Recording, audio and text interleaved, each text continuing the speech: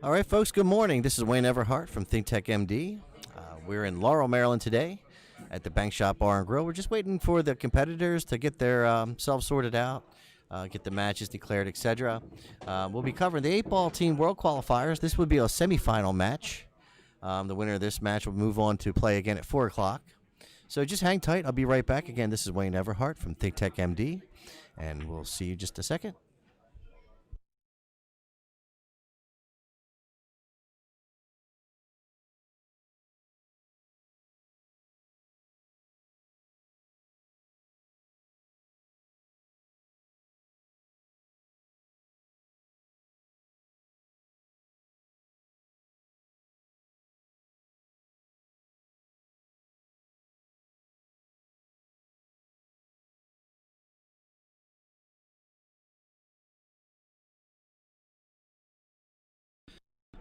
So while we have some folks joining us in the chat, I just want to make sure the sound quality is okay. Everything looks good.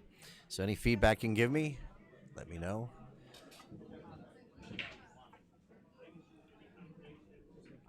The players are just practicing at the moment.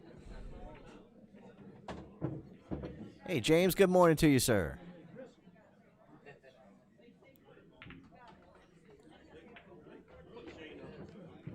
Mr. James Shiflett, member of the mob. Let me shout out Billiards. It's one of our sponsors. So it looks like they're getting ready to go ahead and declare their players. I'll go ahead and get the graphic updated. We'll get going. So again, this is the 8-ball team world qualifier semifinal match. Again, the winner will go on and advance to the 4 o'clock round. I just want to give a shout out to my team with Matt Grossman and one of the. We're out here today representing the mob. We just had a really good time yesterday. We were able to close it out in a sudden death format, so that was kind of new to me. Never been in the sudden death situation, so it was kind of cool. We advanced. We'll be here playing here at 4 o'clock today in the finals. Pretty exciting.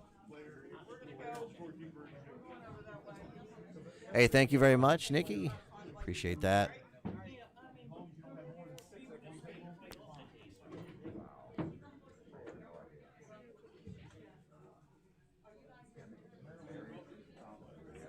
So give me just a second. I think people are just sort of getting themselves sorted out. You know how it is in the morning. And folks are trying to shovel down their breakfast, etc. I'll be right back.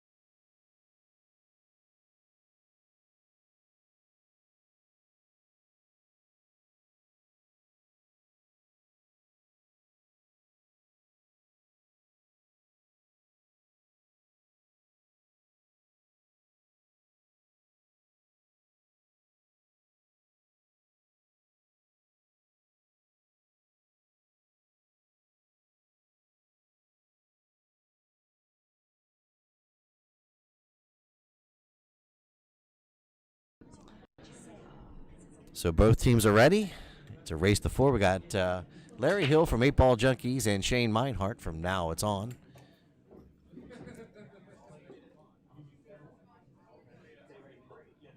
So it looked like a high ball pocketed on the break. Larry will be shooting the high balls.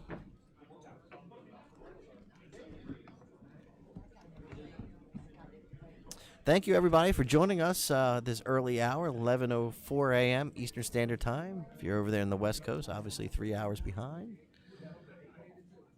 So we do appreciate everyone getting up early. Check us out. This is a semifinal match. The winner will be moving on to the 4 o'clock round.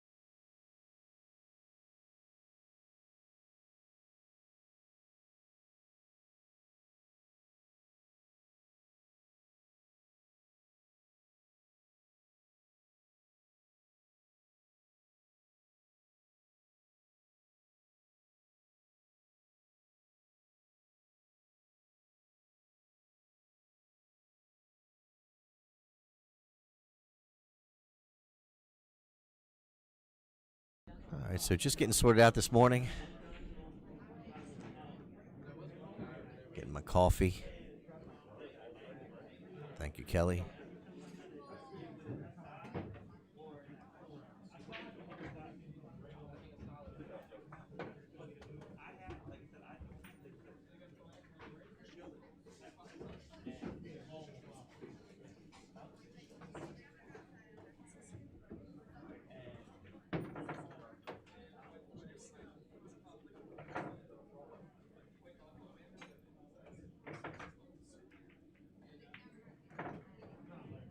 So nice try there by Larry.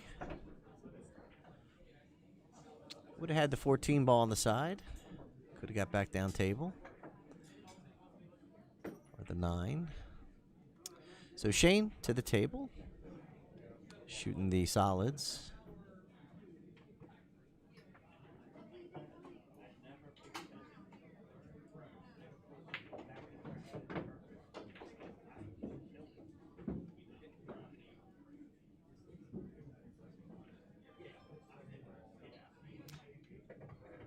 So the trick here is getting back for the 4. So maybe shoot it now. That's right. That's a good call. Now the 2 is also kind of in an awkward position because of the 14. So you got to plan for that.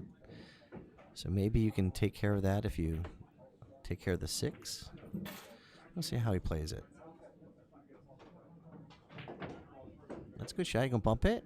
All right. A little unfortunate there.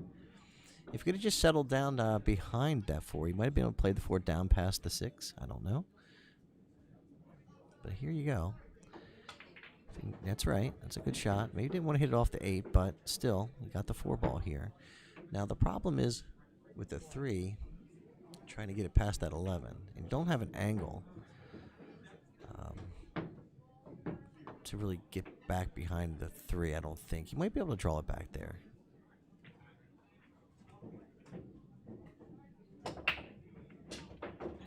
That's the result of trying to power draw and really not having the appropriate angle to get where you need to go. So trying to do a little too much, excuse me. So that'll bring Larry to the table. Got a 6 ball run out here.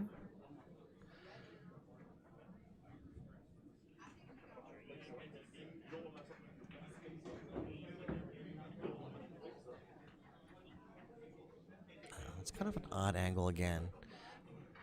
Yeah. Go ahead and take that 11 instead. Try to settle down maybe for the 15. You might want to clear those balls out down there now. We got a nice angle.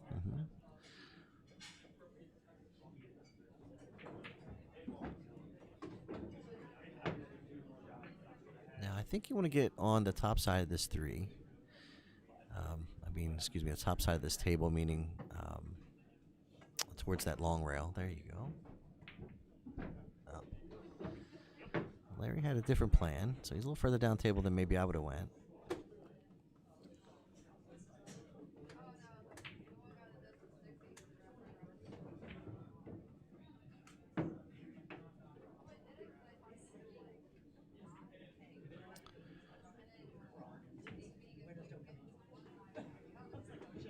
Not an easy shot.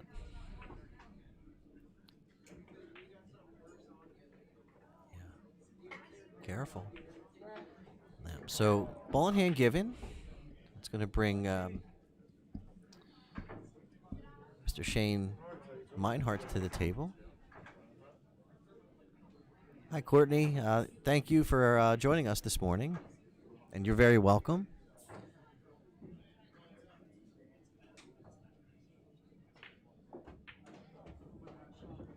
So I think the speed of these tables is going to surprise some folks here this morning. It's a little chilly in here. Hasn't heated up yet, so the tables are a little quick.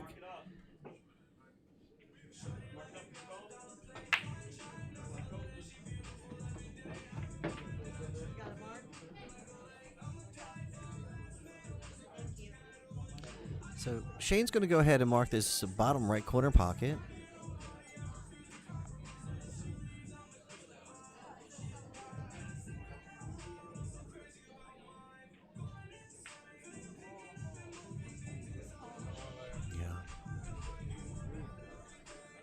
One thing I would caution Shane about, I see how he lines up his shot and he puts his cue over top the cue ball. You gotta be very careful. If you scrub that cue ball in any way, that's a cue ball foul. It's ball in hand. So you gotta be very careful of that.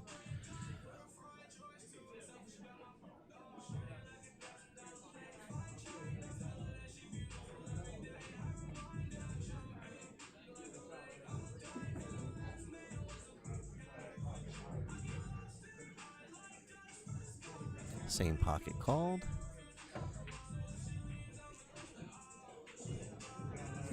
All right, so Mr. Larry Hill takes the lead, 1-0. Helping his 8-ball junkies out.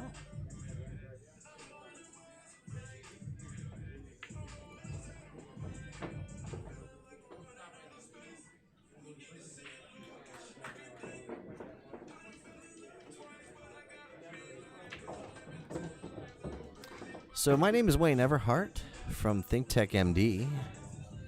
I am a technology consultant. However, I also provide streaming services through my business, TTMD Billiards streaming. We also do event streaming, so if you have something like cornhole or anything else, or even if you want to do for your business a teleconference or video conferencing, we can help you with that. Remote meetings, etc. Reach out. So not only do I handle pool streaming, I can handle almost any of your IT needs. Just reach on out to Wayne Everhart, myself, at thinktechmd.com. All right, so Mr. Larry Hill to break.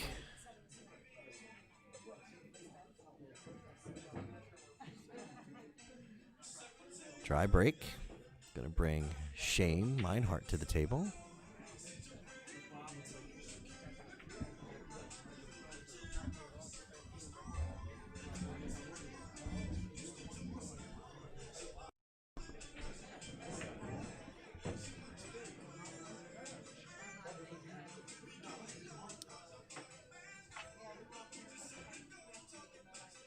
Thank you to everyone joining our stream this morning. Please go ahead and share, like, get the word out there. This is the semifinal match featuring the 8-ball junkies versus Now It's On.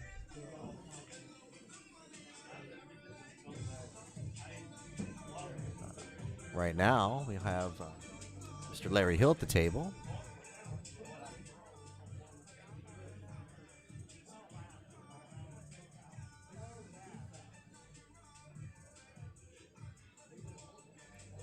We are shooting on beautiful diamond tables here out of the Bank Shop Bar and Grill. Superbly maintained. That looked like maybe that was a bad hit. Let's see if it was called there. No. Well, maybe not, because he was still choosing his shot, his ball. So, yeah, so that was okay. Legal shot.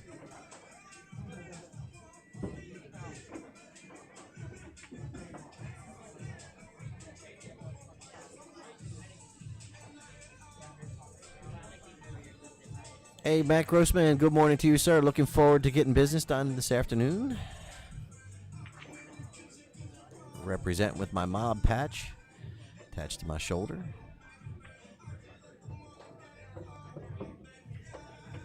Courtesy of Mr. Bill Hill.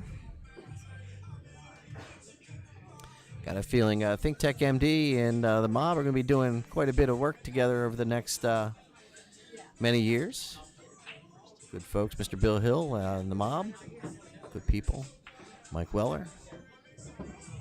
James Shiflett. Good folks. So if you're looking to join a team, and so you're not out there alone when you go out there on the tournaments, the tournament circuit,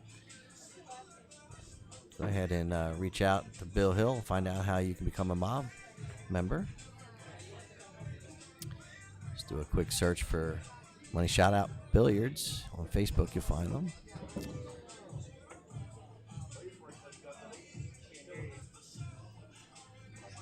Go ahead and put a link in the chat.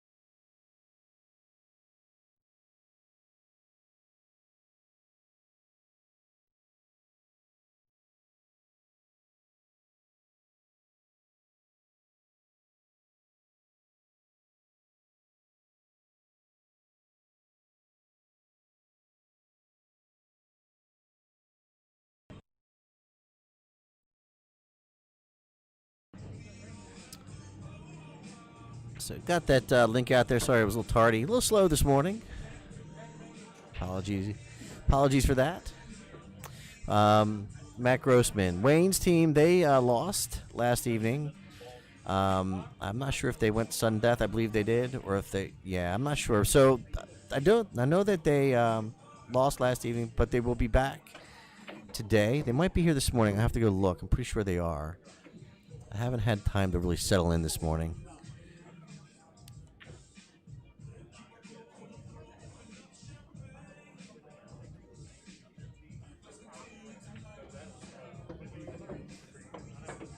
Thank you, Kelly, for the update.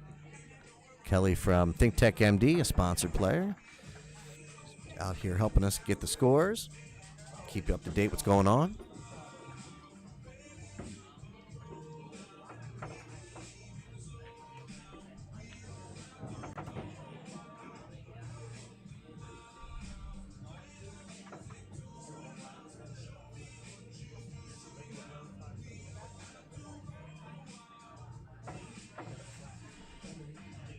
So Larry Hill to the table, trying to clear out this 11 and 9. Don't want to get hung up on the 8. Oh, a little tight for the 9. This is not a gimme, you know. There's a lot of bad things that can happen here. You got to be careful. Don't get hung up on the 8 either. Yeah. So, still a little tester.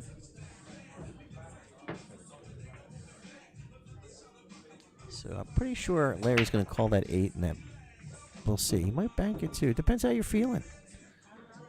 For me, I'm cutting this ball, but we'll see.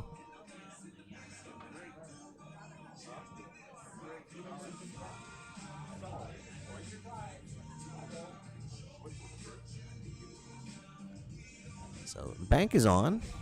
Top right corner pocket is where it's being called.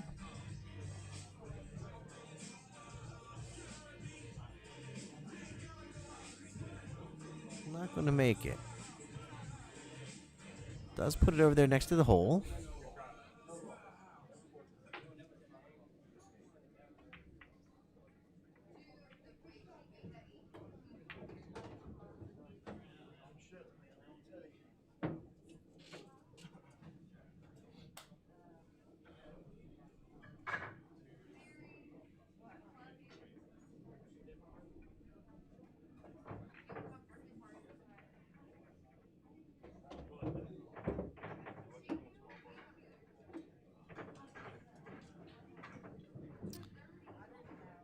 So things have gotten a little bit more complicated here for Larry. Now that 2 balls covering the face of the 8. He's got to make a good hit.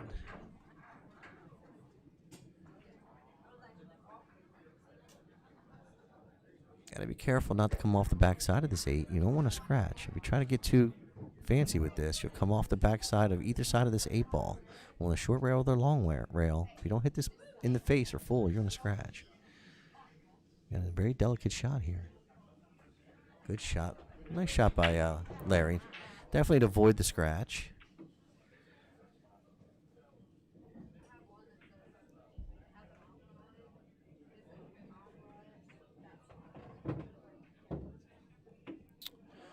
So Shane was just trying to cuddle that cue ball behind his pile of balls.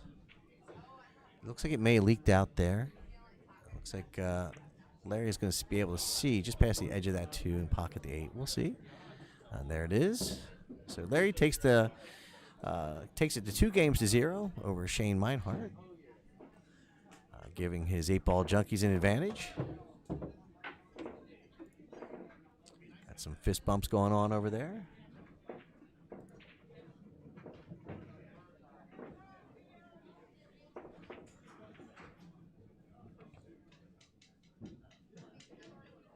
Tony Smith, when are we going to see you in some tournament play, sir?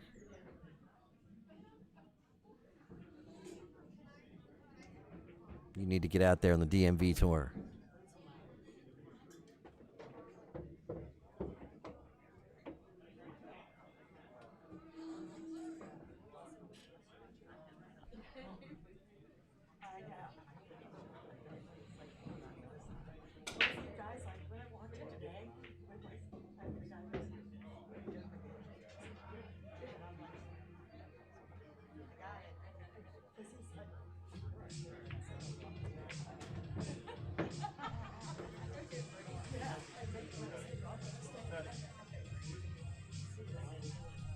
So high ball pocketed on the break.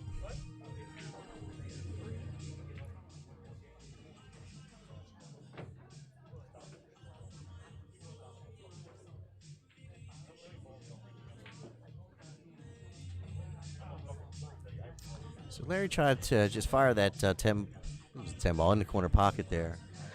And these tables are not going to accept that. If you catch any of that rail coming in there at anything but pocket speed, and it is not going to fall. These are a little tighter. These are the red label tables from Diamond.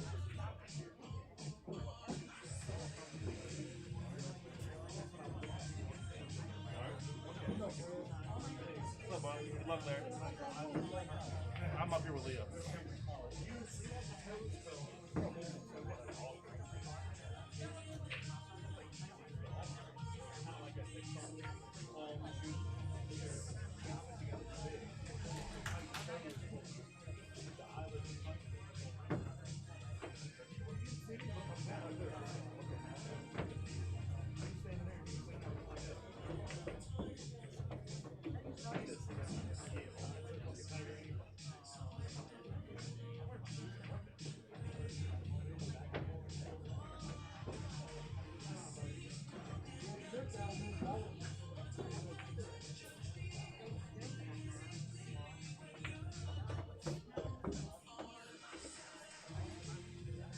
All right, Sage. I'm sure you just put the word out. As a quality player right there, if anyone's looking to put a team together.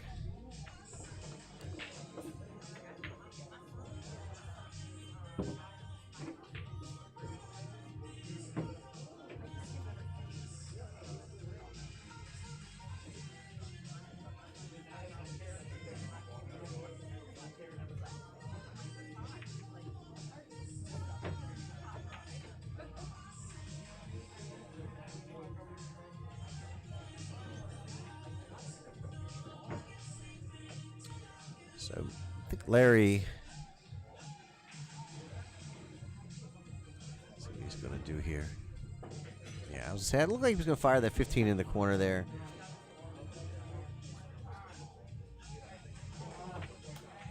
Nine ball, you just want to go ahead and just kill this off the rail. Set up for the 14, I believe. Or the 15. Depends on how you want to play it. Still the uh-oh. So the problem is going to be anyway the 10 ball was down there by the 1. See how Shane's feeling. Doesn't have a whole lot of space over there to really chip the 1 over there or play the 1 in the bottom left corner pocket. It's still a problem ball. Do you want to deal with it now? Maybe play safe off of it and get it out of there.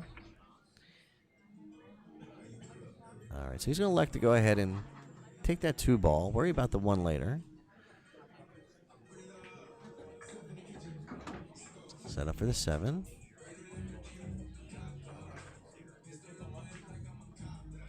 Just caught the point going in.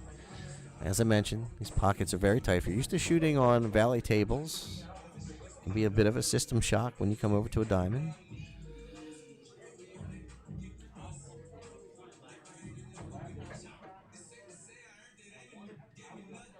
If you're looking to get on an APA team, I know a lot of folks are just starting to get back out again, and if they were on an APA team, they might have elected to take a session off or whatnot, or maybe it's just you've been watching some of the streams and you think this might be something you're interested in.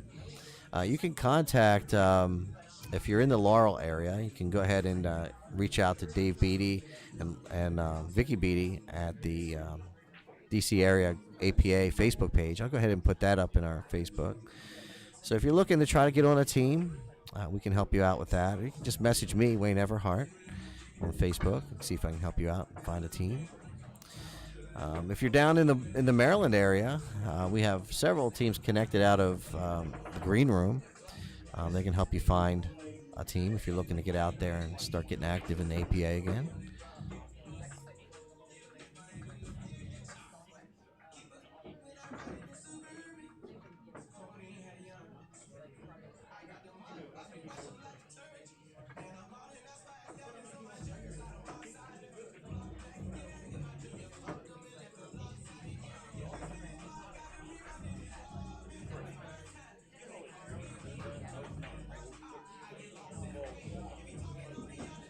Well, Kevin,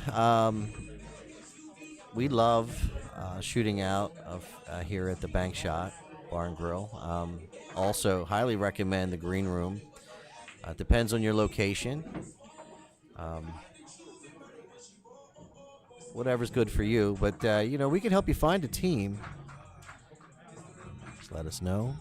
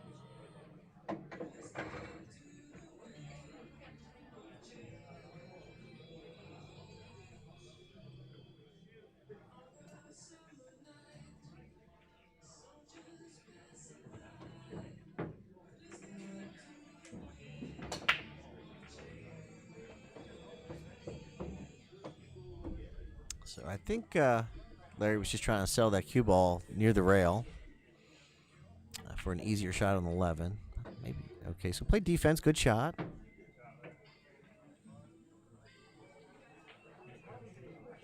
It's going to force Shane to come with a good hit. Now, again, be careful. We got to be careful coming off a rail and the cue ball, excuse me, when the object ball is near a pocket like this, because if you catch the back side of it, it will scratch almost every time.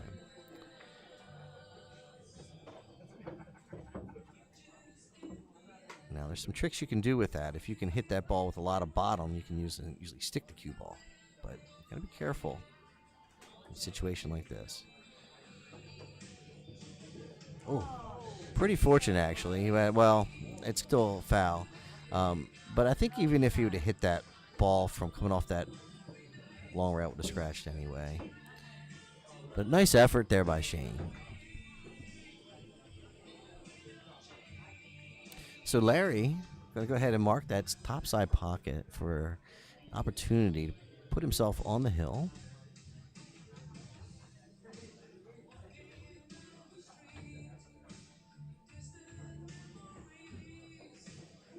Uh-oh. Careful, careful, careful, careful. Oh, wow. So, scratch on the 8 ball is going to give Shane Meinhardt his first win. Sometimes all you need is a little momentum. Don't matter how you get it.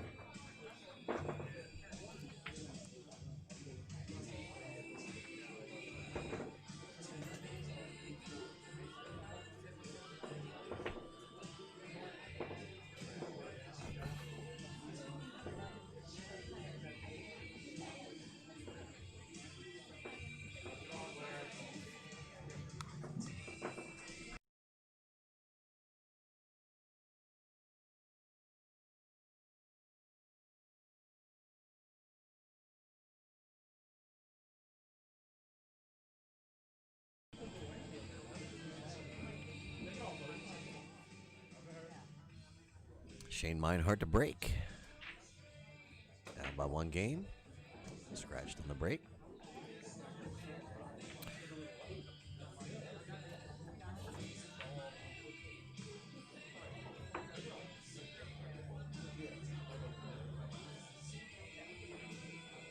All right, so Larry to the table. Or no. Larry to the table.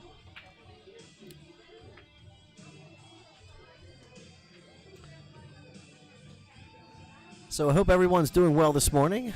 My name is Wayne Everhart from ThinkTech MD, and I'm a technology services provider.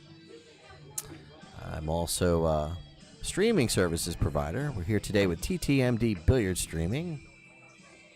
We're covering the 8-ball team World Qualifier semifinals for the greater DC area, APA. Thank you to Dave and Vcki Beatty for having me out. It's an honor. Also, thank you to Bank Shots Bar and Grill for having me out here in Laurel, Maryland. Beautiful facility, great food. Bob and Cindy Barrow, thank you very much.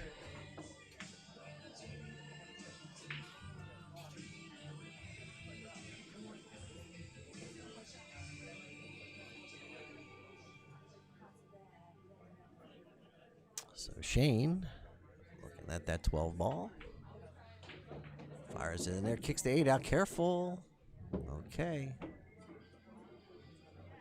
sure a lot of people tightened up for a second there.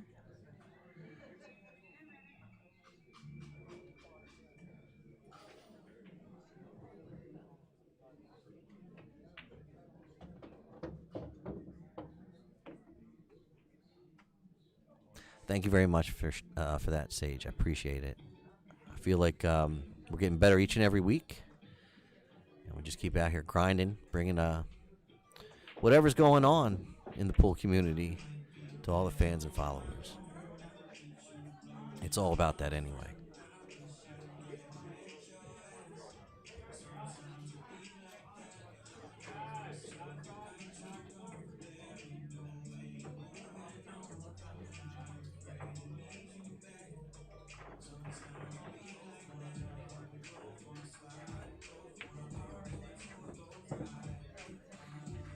So start time for the match was probably just a little bit after 11 p.m. So we're approaching 11:35. This is the first match of the set.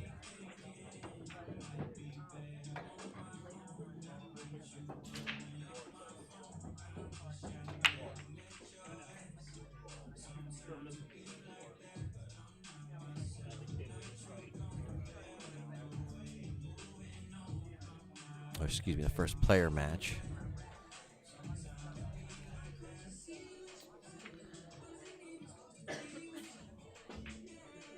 Good try there. It might go. Little fortune.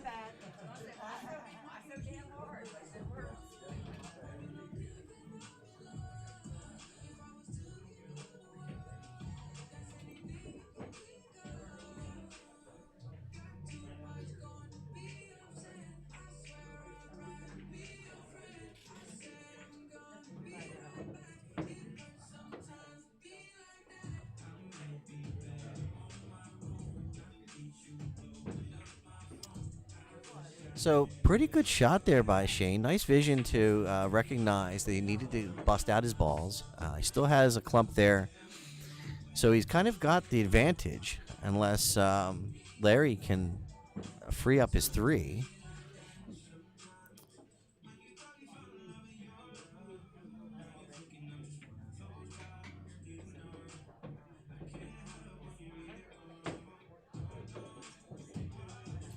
Good morning, Bernadine. Happy to have you on board this morning. Bernadine from Big Money Billiards out in San Diego, California. Recently released her underground collection, Big Money Underground Collection.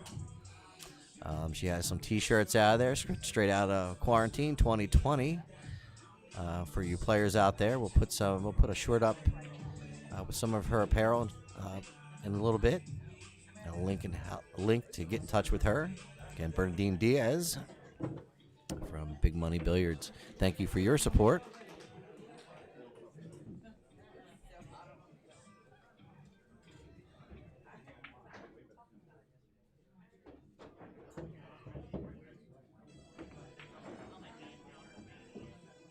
So if you're just joining us, this is a race to four between the 8-ball junkies and Now It's On. Currently at the table, we have Larry Hill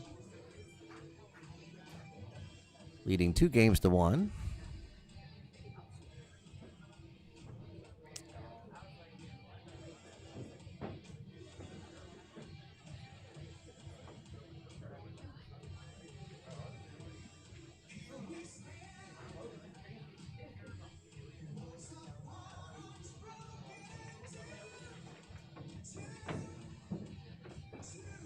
Welcome from Scotland. Congratulations no, excuse me. Thank you for joining us. Sorry, I got a little distracted. Mr. Ross.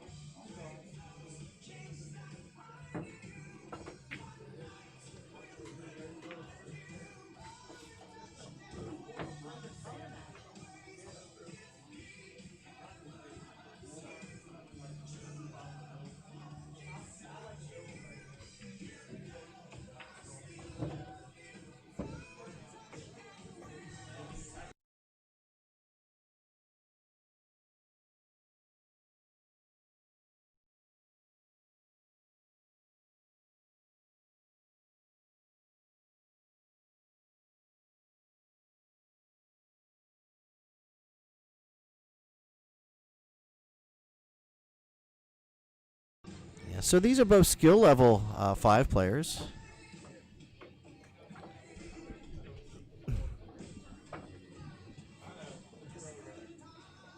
Thank you for joining us again there, Mr. Rodriguez.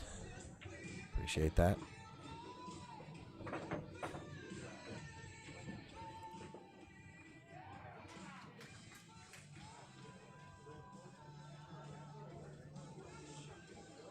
So you're probably going to hear a lot of cheering going on here today in the background as teams are moving their way towards an opportunity to go to Vegas. You have the semifinals round taking place right now. At 4 o'clock, you'll have the finals. Look forward to that. Uh-oh, careful. Nice shot there.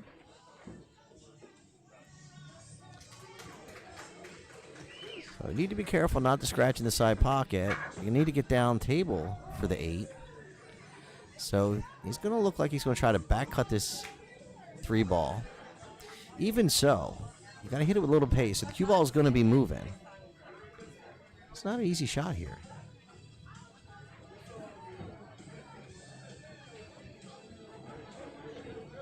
Well, he's gotten fortunate. He does have a line on the 8. Did a pretty good job holding that cue ball, honestly.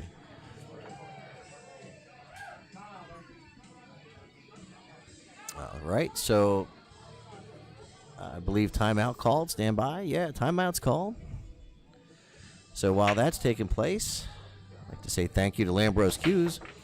I'm a Lambros Cues representative, and you'll see me out here on the tournament circuit here in the tri-state area, Delaware, Maryland, Virginia, usually. And we have a couple other representatives out here for Lambros Cues out here in the tournament trail. If you ever see us out here, I'll stand by. We'll let him go ahead and shoot a shot here. So Mr. Hill to go 3-1. Pockets it. Nice shot by Larry. So what I was saying was, if you get out here and you happen to see one of our player reps and you want to give a go at a Lambros Cue and find out what it's all about, just reach out to us. We're not shy. We'll tell you all about it. Let you enjoy the technology. Check it out.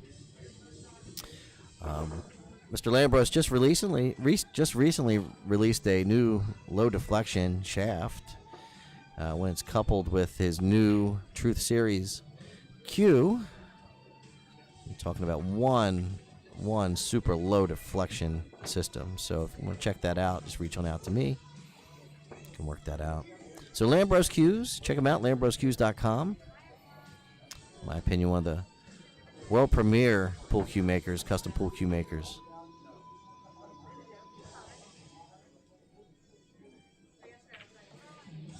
Yeah, Mr. Rodriguez, we'll make sure that happens for you.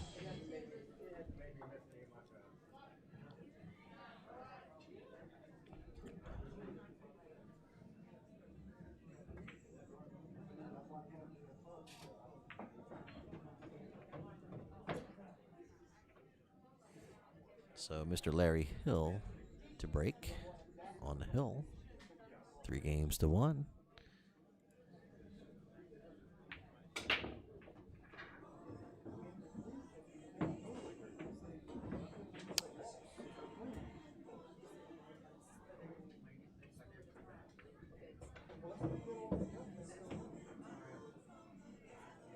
So made a high ball there on the break.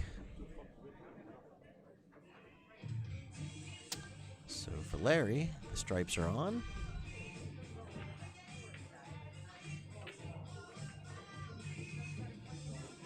Gotta be careful. Can still play the 11. It's going to head out off of that long rail towards the center of the table, maybe down towards the other side. It's going to be going pretty quickly. Oh, he settled it down pretty good there. Good shot.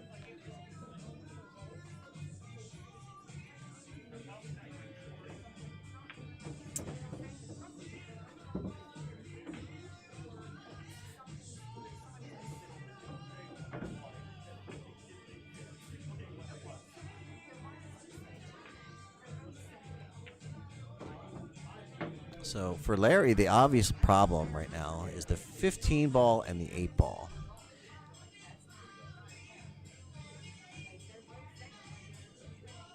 Probably going to try to draw back a little bit to play the 15. That's a pretty good shot. You're going to be able to hit the 15 into that top right corner pocket and at least go into the 3. Your cue ball might then go into the 4. You're trying to create some separation, but you're going to have to hit this with a little bit of pace. You can't hit it gingerly because it's not going to do anything for you. Unless you just want to play it safe. You could just leave the cue ball in that mess. All right. So he tried to bank it, I believe. So another alternative there would have just been lag the 15 over by the quarter pocket and leave the cue ball jammed up in that stack.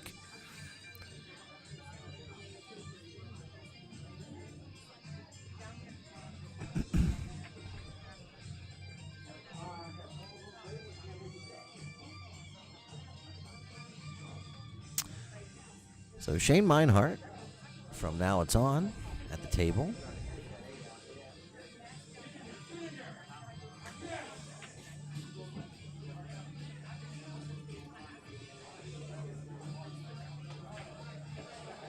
Nice shot there. Pretty good shot. I always like cutting the ball the other way. I don't like cutting back across my body if I don't have to when shots down the rail. So they call it a blind cut.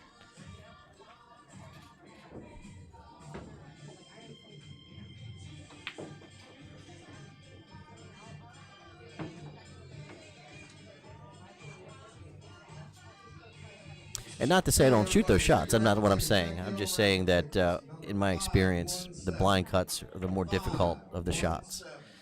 So just sharing that with you folks. Thanks.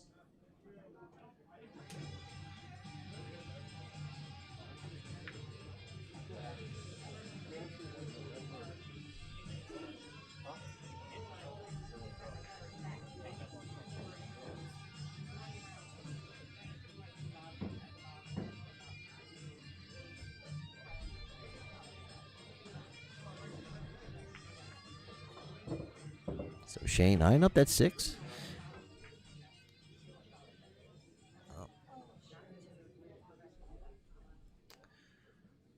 So Shane's still okay. Larry's got some work to do, you know. 8 ball's kind of in the mess. Cutting back. You got the 6 ball there. If you want to pocket the 15, might help you. Could also hurt you if you catch the 6 going in. If you catch the rail first, 6 might help you. But if you're Larry, you might want to think, hey, I need to play a safety here. Yes, they're both skill level 5s, Adam.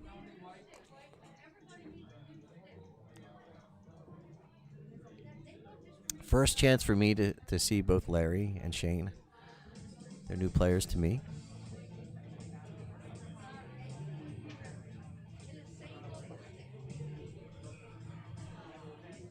But thank you to everybody that's out here watching, supporting their friends.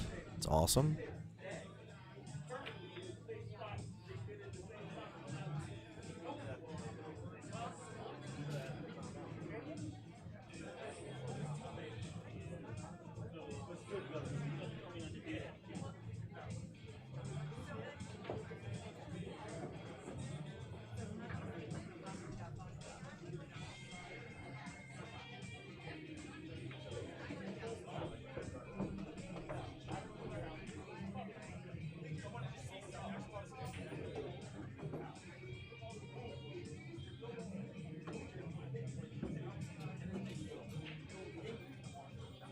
So for Shane, I think you're playing safety here.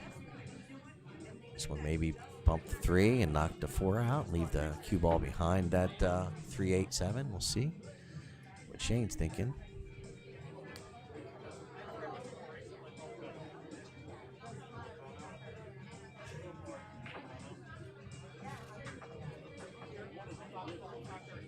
He hit that with a lot of pace. He's going to get fortunate. That's kind of a sellout shot, but did okay. Got fortunate with the leave. And certainly bettered his lot. Spread out his balls. Created some more coverage over there on the 15. So he's got 3 balls over there blocking different angles into that 15. So certainly worked out for him.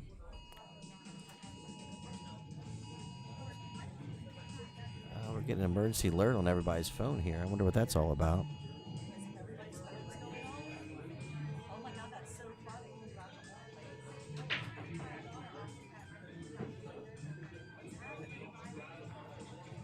So everybody here just got an Amber Alert.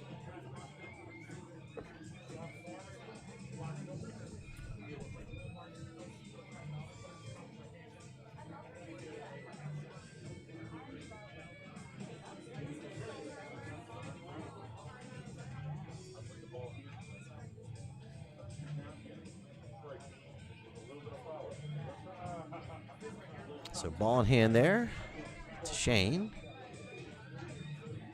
Let's see how Shane tackles this pattern.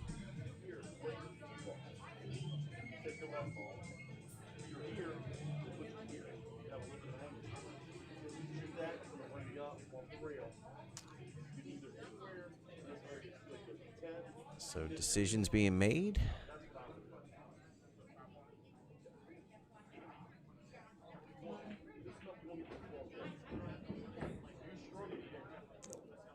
I'm not sure if the 7 goes by the 11. 8 ball certainly doesn't.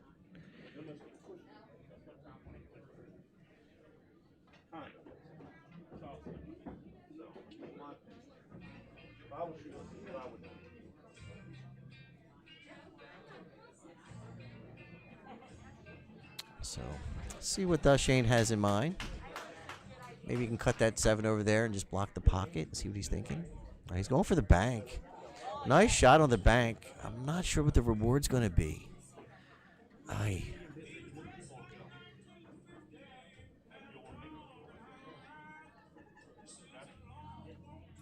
So Shane is going to have to come with another one.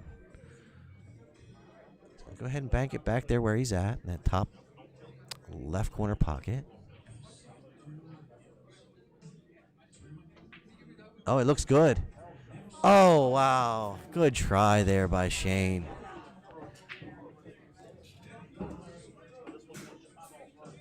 So Larry Hill to the table. Let's get back down there for the 8.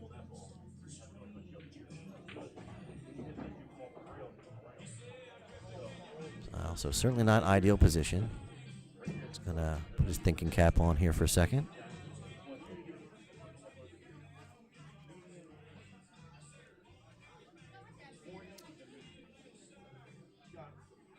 So if you're just joining us, my name is Wayne Everhart from ThinkTech MD.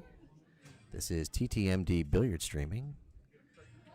We're here in Laurel, Maryland, covering the 8-ball Team World Qualifier. This is the semifinals.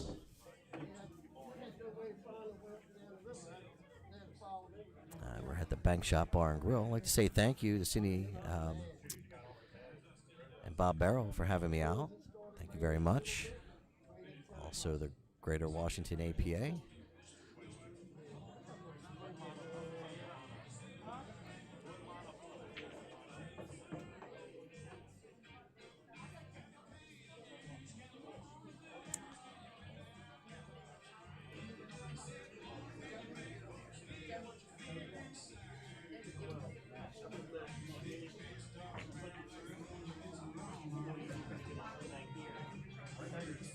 So Mr. Larry Hill is on the hill. Going to bank this 8-ball.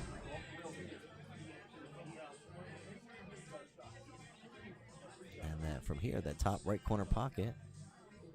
It looks good. Nice shot by Mr. Larry Hill to take that match. 4 games to 1. Put the 8-ball junkies up. I believe 2-0. We'll check on that.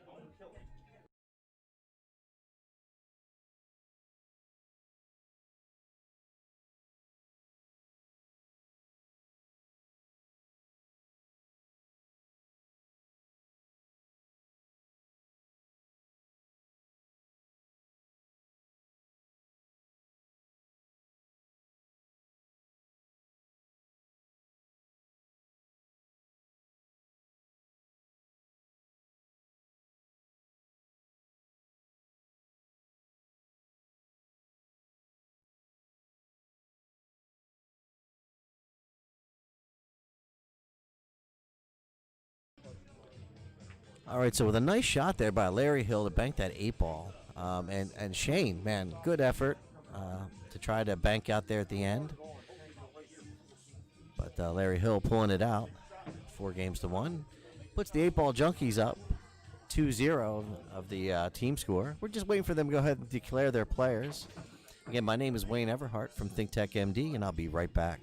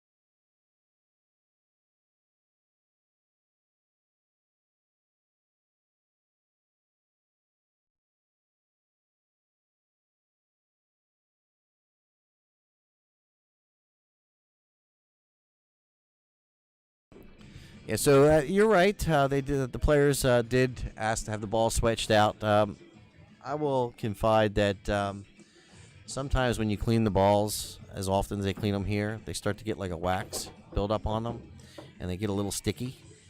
And as a result, they start picking up actually more dust on the table very quickly. And so the players just asked to go ahead and have them swapped out. That's no problem. We just took them, swapped out a clean set of balls, took the other set over, have them cleaned. So, yeah, that's exactly what's going on there, Adam. And let me verify the race. I'm sorry. I was getting caught up with helping out the players with the set of balls. I'll be right back.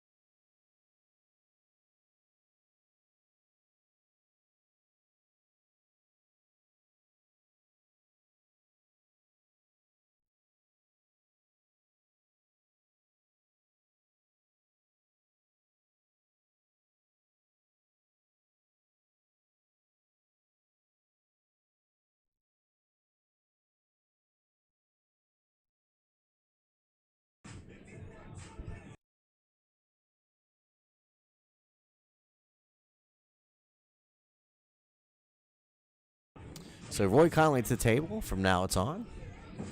My apologies for doing a little housekeeping here, picking up.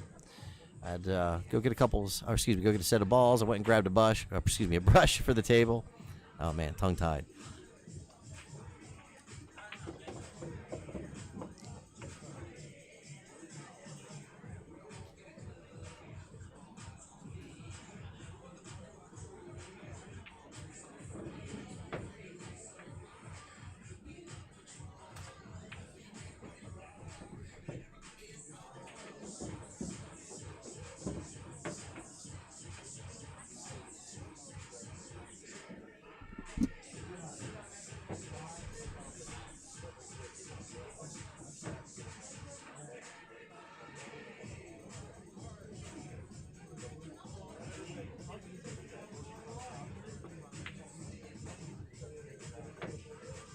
So, Teddy, What I think you're going to see today, and this is just from my experience, as the players start advancing up in the bracket, they start to become a little bit more cautious as there's more at stake.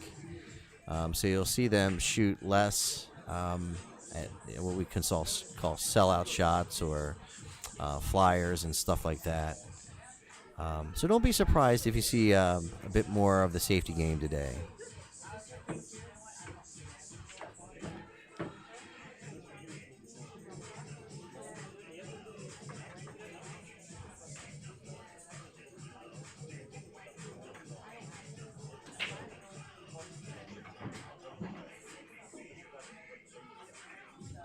Also depends on the knowledge of the game by the competitors on their safeties as well. So, it's about having a little bit of knowledge.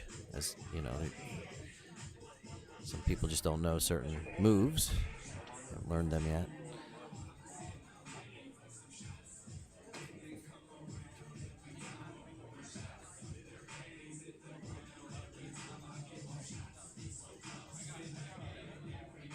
So ball in hand given. Donald to the table from 8-Ball Junkies.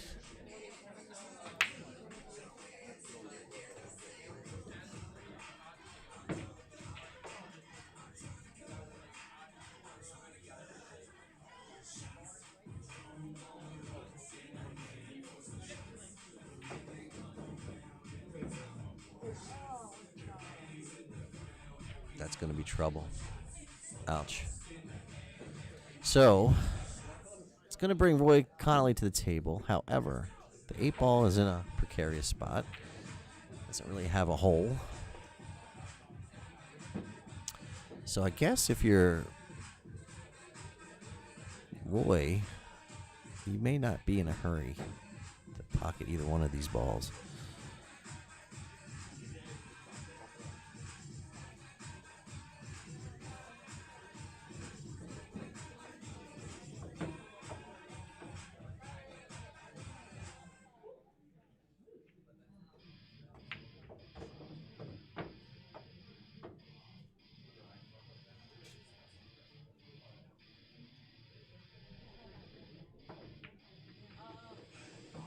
Yeah, see, that's exactly right. For me, I might even have played the 9-Ball down that way, so I could use it as a breakout if I was going to go ahead and give ball in hand like that. Excuse me. If I was going to go ahead and just give up a safety shot without pocketing the ball, I would have kicked that 9-Ball down there so I could have used it as a breakout ball.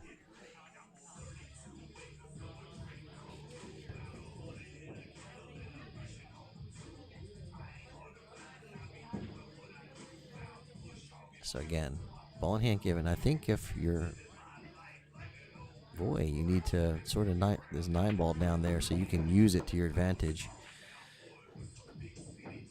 Just knocking it around down the rail down here isn't going to do you much good.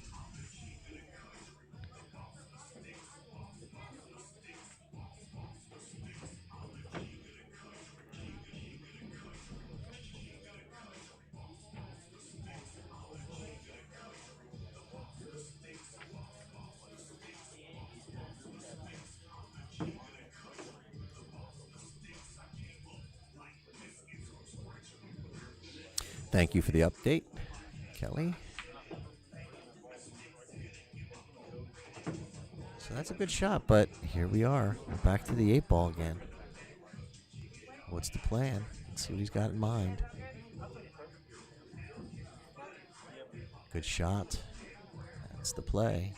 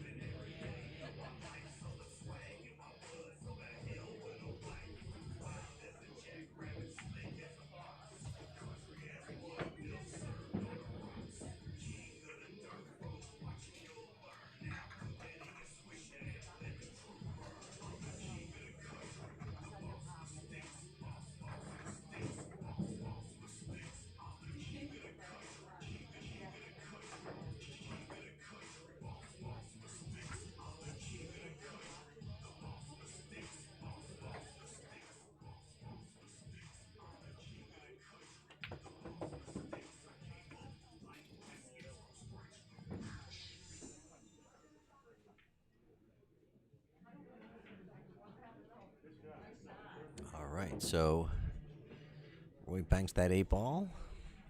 Takes a 1-0 lead over Donald Bowen.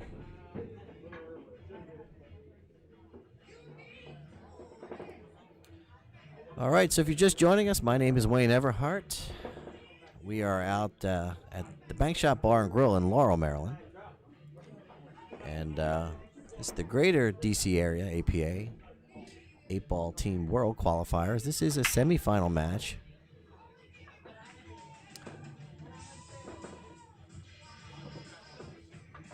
This is the second player match, or the second round of this this team match. So this is the second group of players to match up, is what I'm trying to explain.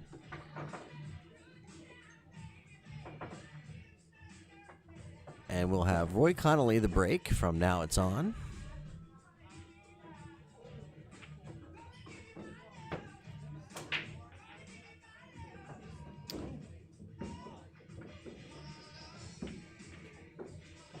I think he made 2 high balls on the break. Yeah, 2 high balls. So one of my least favorite things is sometimes is when players have to play make what you take. But that is the rule. So if you make a high ball, you have to shoot that high ball.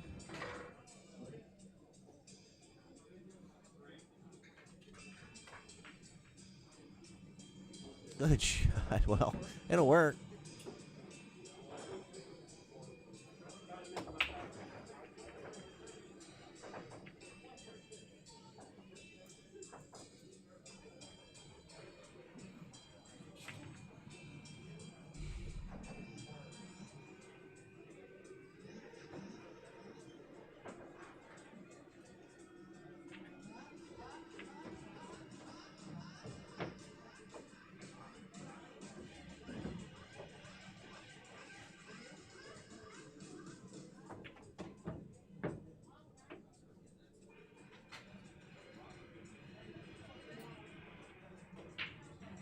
So Roy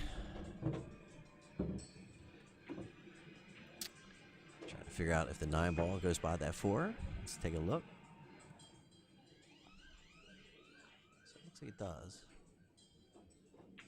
So it wasn't. Maybe he was trying to get above the 4 to play the 9 in the bottom corner pocket. I'm not sure.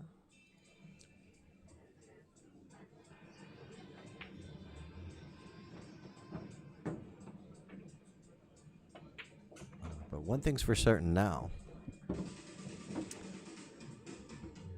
He's got a tough little cut if he's going at that 14. All right, so I believe that was more of a safety play than anything.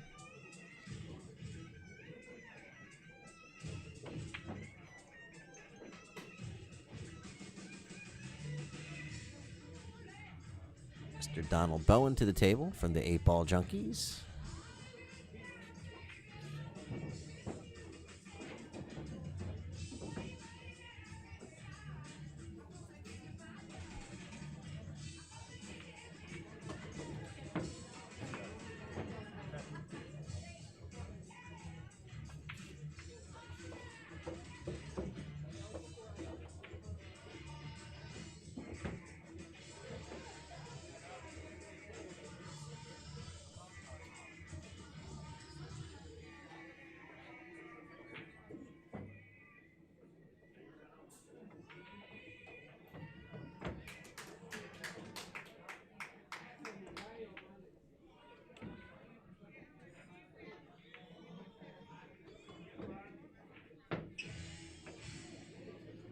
So although the combo was missed, the low ball is for now a bit more spread out and manageable. The problem ball is the 4 at this time. 9 ball is going to be a little bit of an issue for Roy here.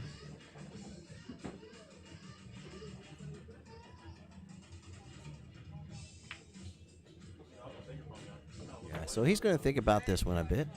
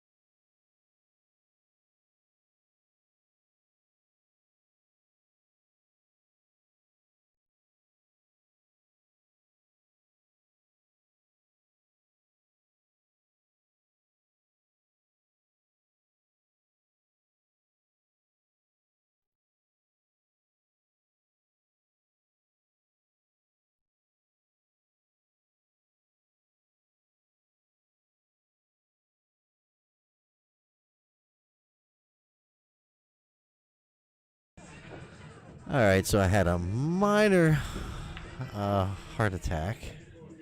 I was all of a sudden I noticed my pool cues were missing, and I had to put out the APB, see if we could find my pool cues.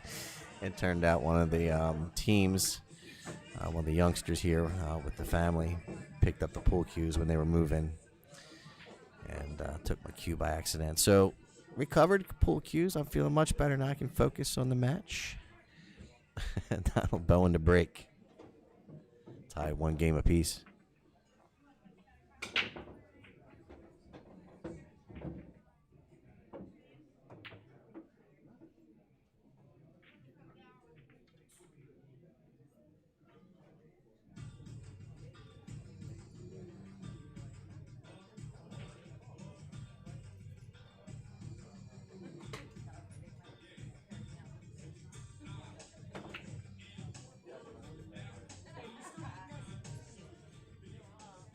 So Roy, he's evaluating his options.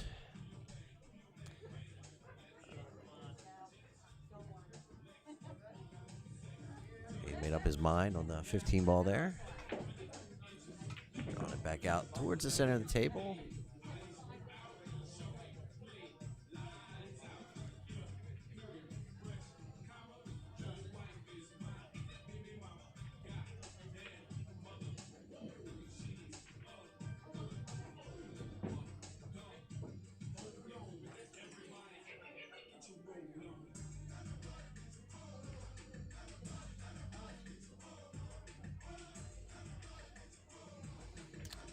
Donald Bowen to the table.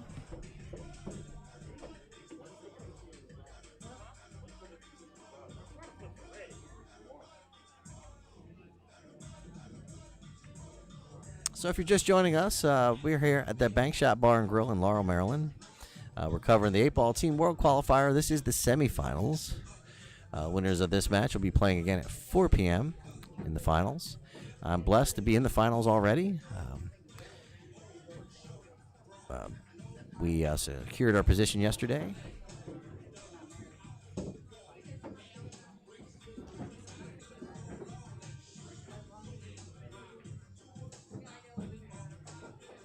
So Kelly giving us update with some one of the favorite teams here in the field. One of the home teams.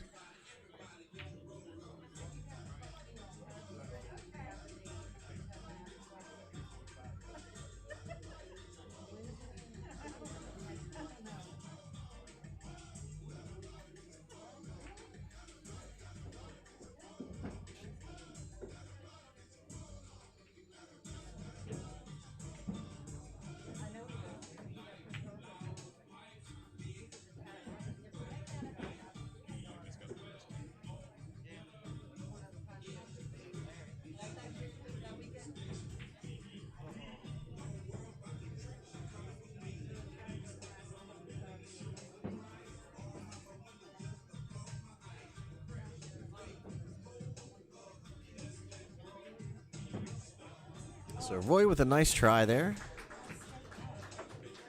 Cue ball almost finds the hole.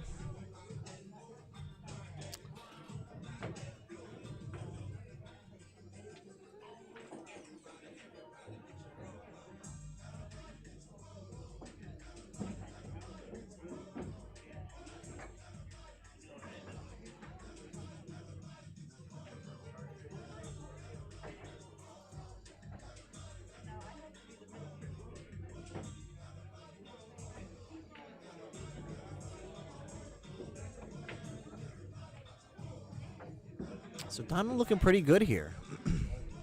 Trick might be the 7. I don't know if this. Excuse me. I don't know if the 7 passes the 9 and the 10. So you're gonna have to count for that in your pattern here.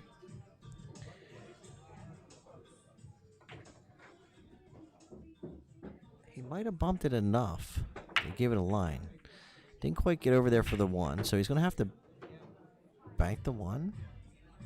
Cross side. I think that's where he's gonna go with it. Short on that angle.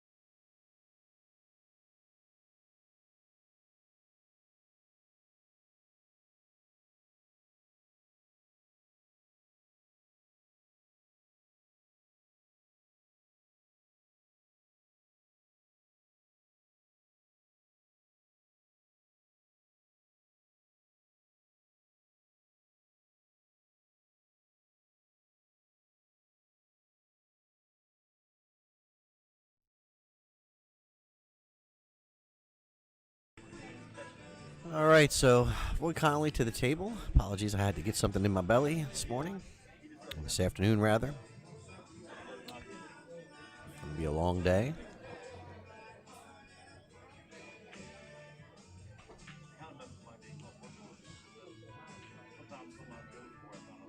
So pretty decent leave by Roy, considering he was probably playing the lead in case he missed.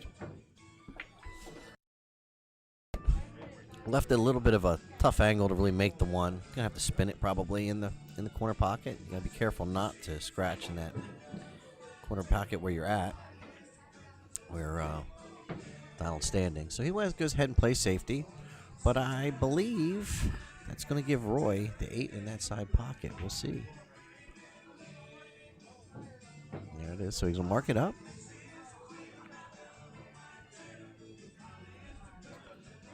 So for Roy, take the lead for his team 2-1. Oh. So hit that a little firm. Donald Bell to the table.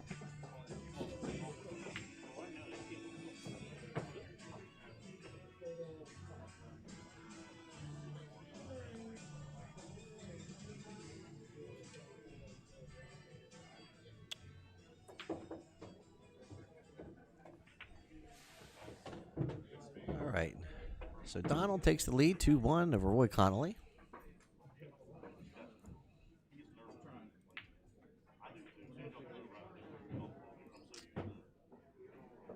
And looks like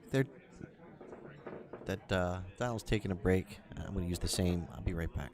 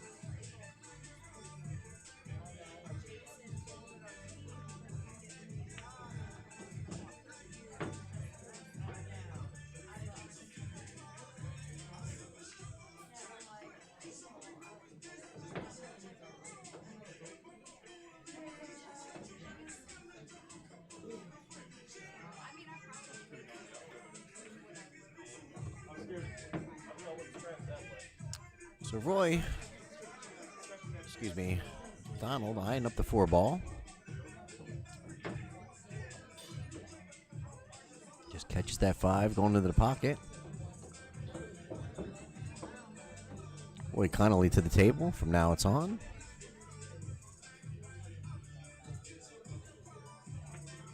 Looking at that 9 ball. Just want to stop this ball. Pretty good shot. Stunned it over there for the 14.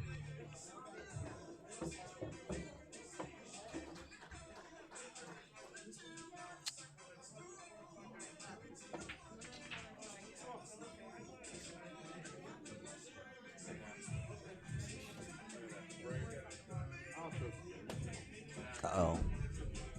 So accidentally kicked that 10 ball over there next to the 7. Put himself into a little bit of a bind here.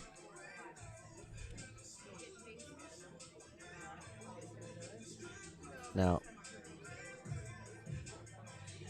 I like this. If you can come off of the short rail and catch that 12 ball a little bit full, you don't want to hit it too hard because you don't want to stun the cue ball, but you want it to roll forward a little bit. So you could play that safety, come off of that short rail into that 12 and let it roll behind the 7. Oh, a little too hard. Just a little bit too hard. But that was the idea. I think you just pump that 12 ball out of there and leave Donald jammed up on that 7-9 would have been nice. But Donald's got an option. He's got the 6 ball.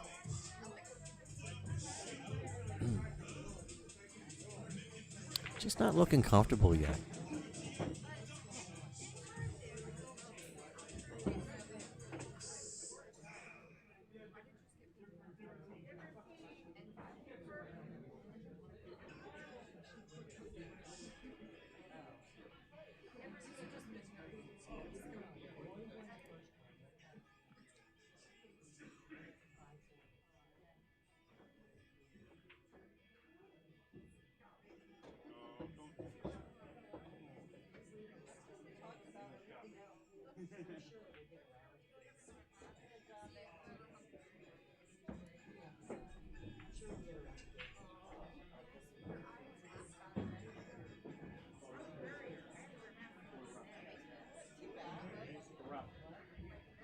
So I think they're waiting to have someone come take a look at the hit.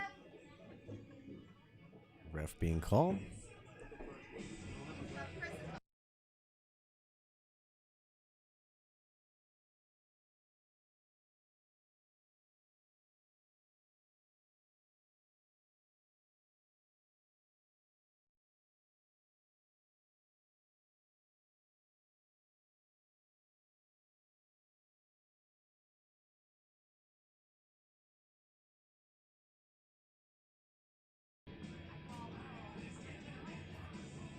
So, not sure what's going on here as far as the effort. But they're asking the referee to come over here. He's coming off the long rail to try to hit the...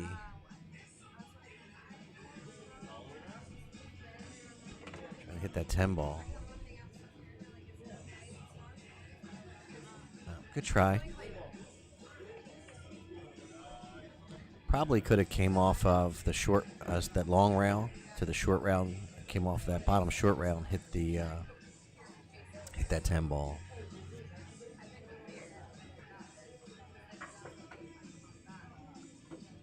So I don't think Donald has just gotten settled yet. It's not there yet.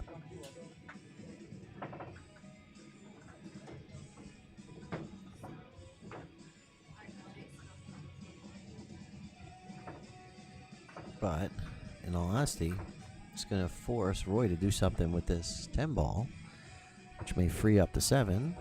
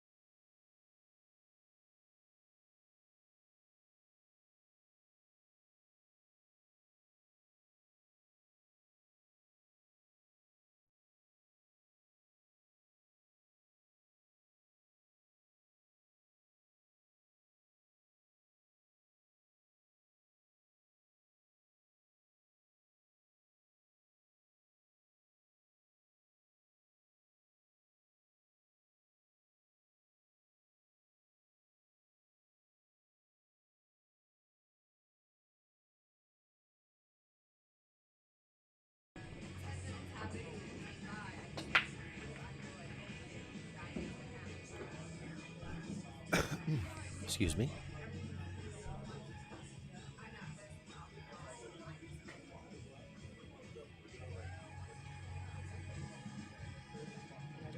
So safety play there by Roy. Not want to give it up.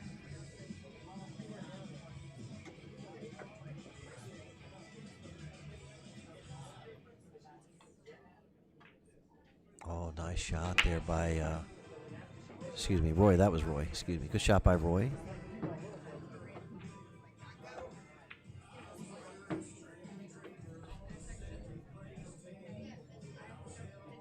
So Donald, his save, didn't quite work out the way he wanted.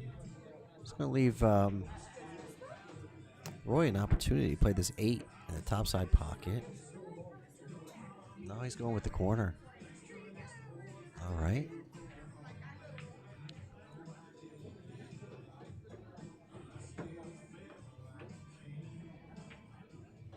All right, so he's changing his mind maybe? Timeout called.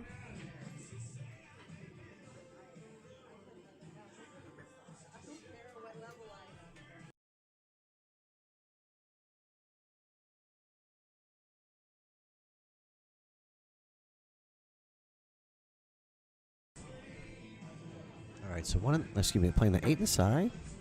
Good decision. I think that was the right decision. So Roy brings it even, 2 games apiece. He's actually leading because he's racing to 4. Donald Bowen's racing to 5.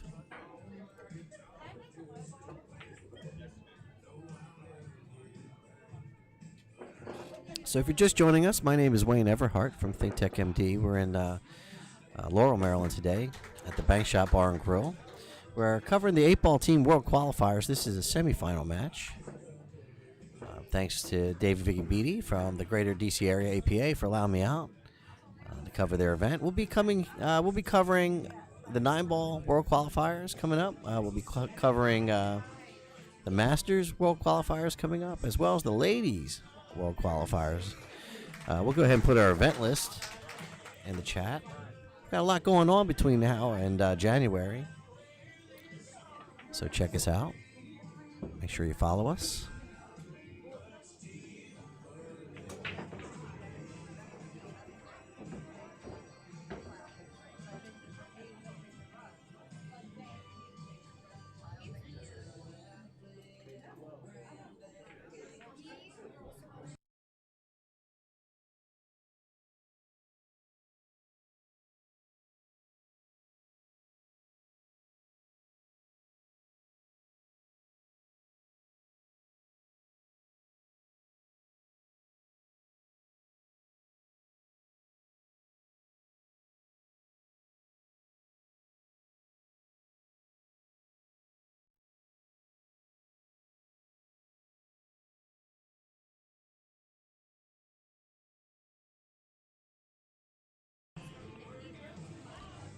All right, so Donald Bell went to the table.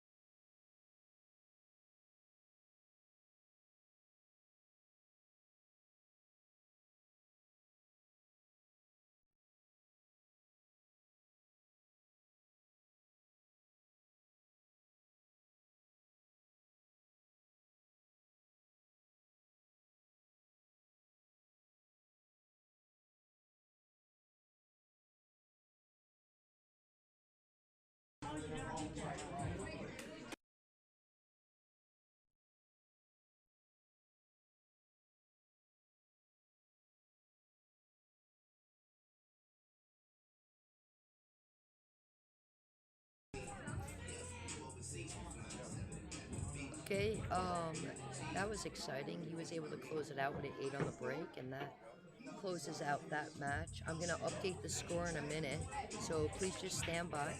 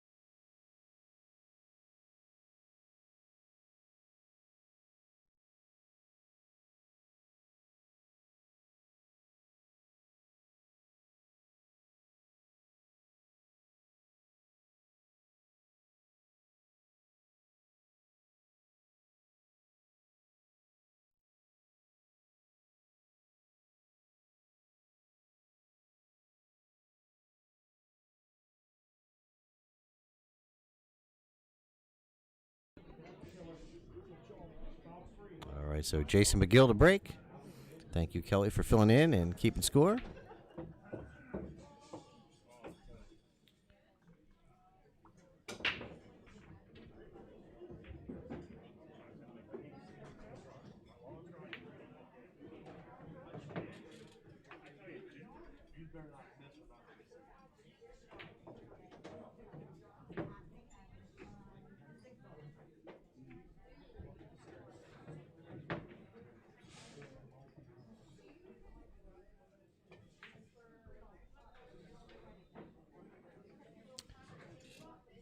So he pocketed a solid on the breaks. Got a 4-ball here.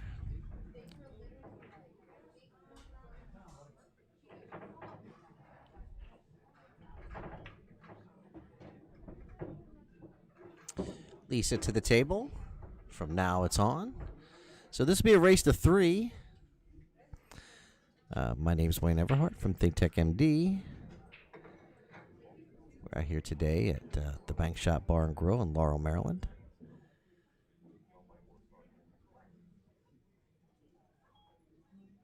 And this is TTMD Billiards streaming. You can follow us if you just joined us today. Please go ahead and share the stream, like us, so that next time you get an alert when we go live.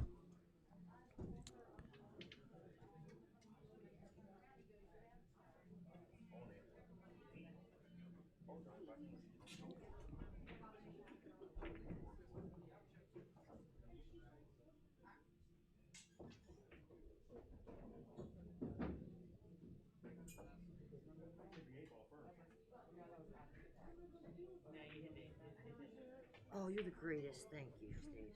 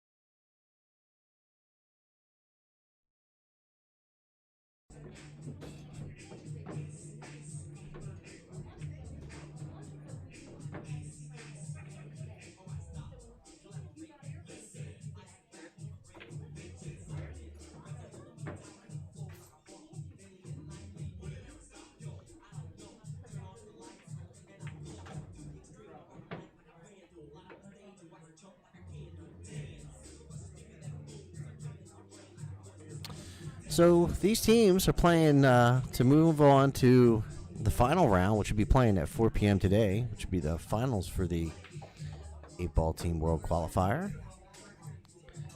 Pretty fortunate. My team will be playing at 4 p.m. today, so feeling blessed about that.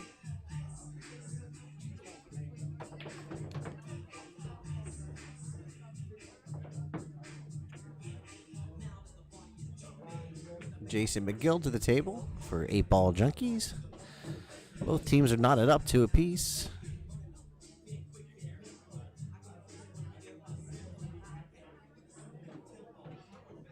So hope everyone is doing well today. Sunday afternoon, 1:11 p.m. Eastern Standard Time.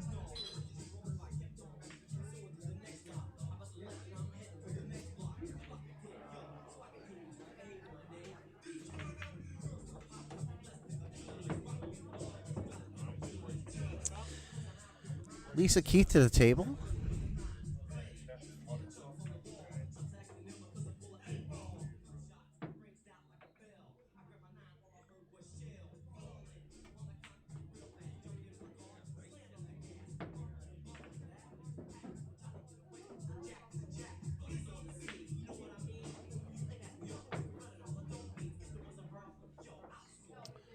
So she's going to play the combination here. Nice shot. It's going to give her the 11 and the side if she so chooses. 13 ball is the problem.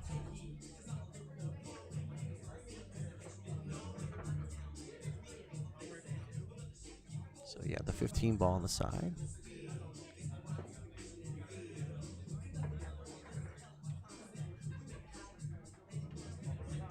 All right, so now the 13, the 15 ball is tied up. 5 ball is a bit of a problem if you're Jason. 3 ball as well. I don't believe it passes by the 9 in the bottom right corner pocket. So if you're thinking, if you're Jason, you're thinking, where do I go play safe, or how do I bump these out? You might be able to bump the 9 out of the way if he pockets the 2 in the top right corner pocket. Might be a good start.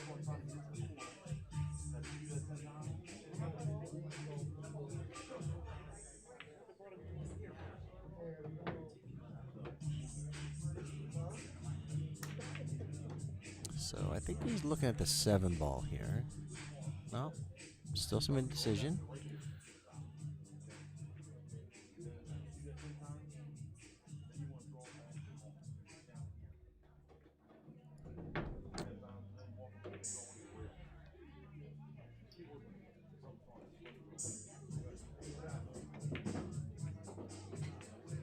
Well, let's see if that 3 goes by the 9.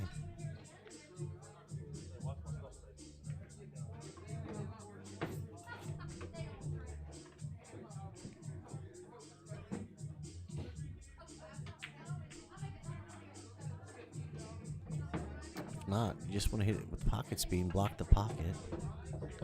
That was makeable. Good shot.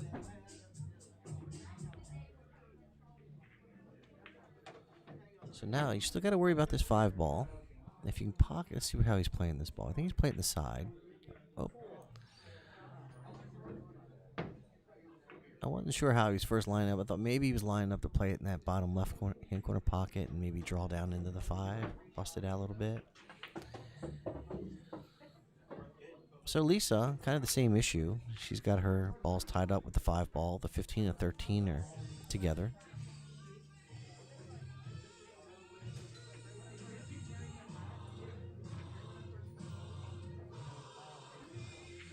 You could just play the pocket the 9 and then just gently roll the cue up behind the 15 to touch the rail with the cue ball. Play safe. Oh, don't go down there.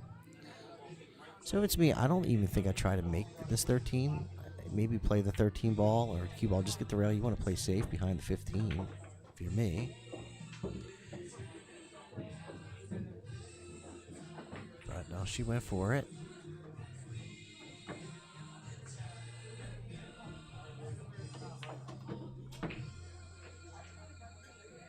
So Jason to the table. His problems have gotten a little better. He's got an access to the 5 ball now. So he's going to play down. Give himself a little straighter angle into the 2. Try to control it for the 5. Now you still got to get across the table for the 8. So you have to have a plan.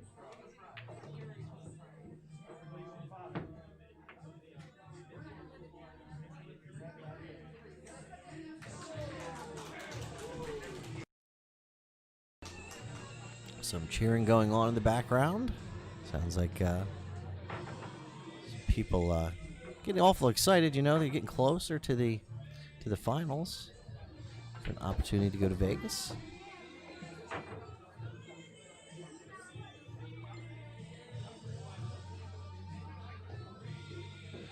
All right, now so this is a nice angle. If Lisa can pocket this 13, so she's going to come back across the table for the 8 and be able to play the 8 in that top right corner. You don't want to overdraw it. You'll scratch in that top side pocket. So, nice pocketing skills there. Very well struck. However, not the position that she would want. So, probably a little firm on the previous shot. She's going to go ahead and play this cross side. I think if it's me, I hit this ball with a little bottom left. Try to hold the cue ball out of the way of the 8 and bank it cross side. Excuse me. Yeah, bottom left.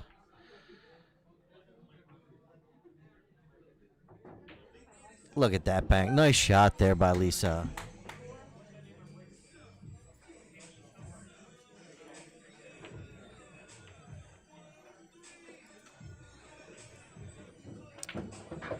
So that's a real strong bank shot.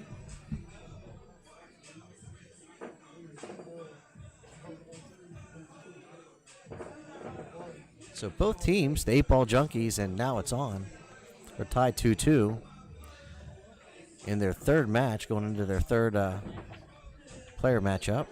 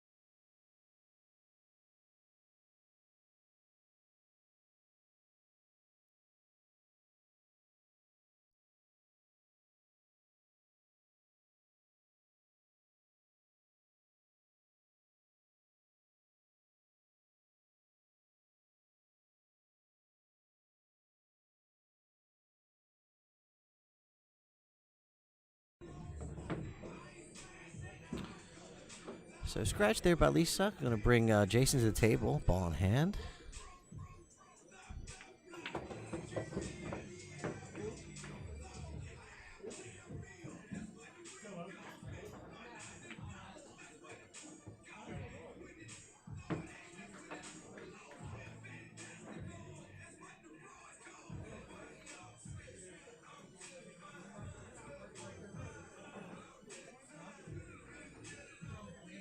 So I'm going to put our YouTube channel in the chat so that we're trying to get some more subscribers over there on the YouTube channel. So if you get a chance, you don't have to stay there. Maybe pop over there and just subscribe. Just to share that the YouTube stream is a better quality stream. However, from a access to player standpoint, being able to get the word out and share what we've got going on, Facebook is the mechanism to do that. So we do dual stream to both Facebook and YouTube. However, if you want to have the best experience, viewer experience, you can check us out on the YouTube channel. I'll go ahead and put that up in their chat.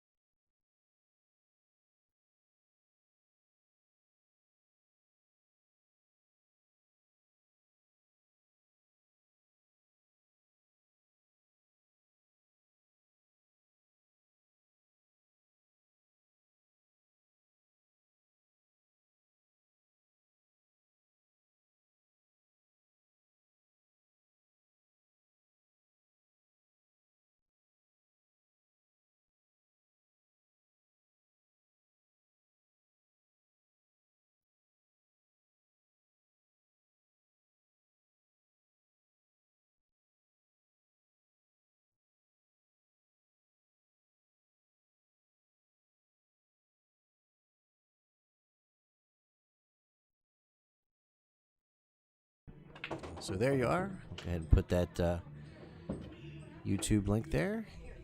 Get a chance, pop over and subscribe to us. Do appreciate it.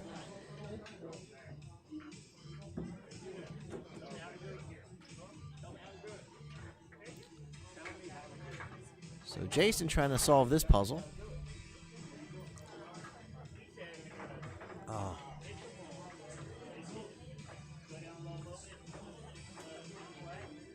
So I was hopeful for him to pocket that 4, and set up to play the 1.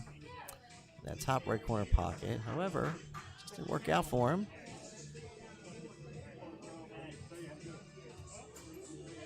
So Lisa, line up at 9. Got to be careful not to foul and double hit this ball.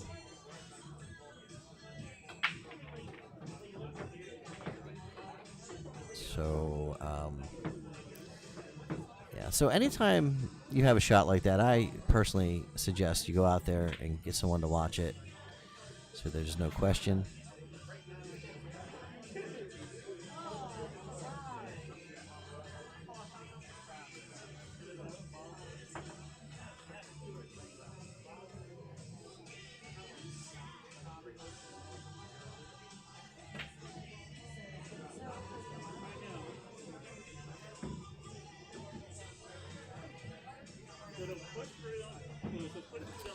Just so folks know, I'm not any type of an APA official.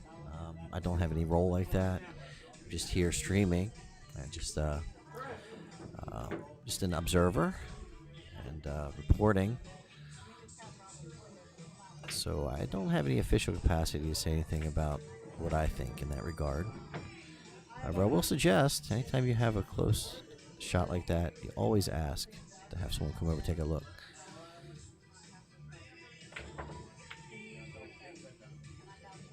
So there is someone watching a hit here. One ball pocketed cleanly, looked like to me. Well done. I believe the 5 ball has the edge there. You can maybe pocket it and save the cue ball. Yep. Wow. Oh. So it didn't work out the way I was expecting. I thought maybe it was to pocket the 5. The cue ball was going to come back up into those high balls and stop the cue ball there. It's up for the 5 in the opposite corner. So, not the way I envisioned that.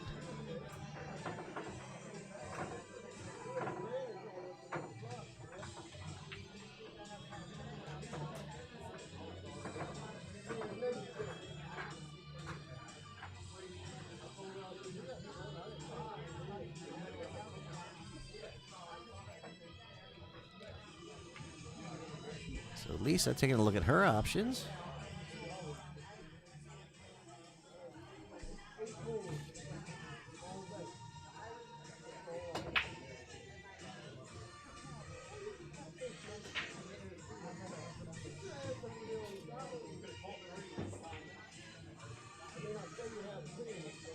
So the cue ball stays up. Pretty fortunate there. Jason to the table, can see the 5.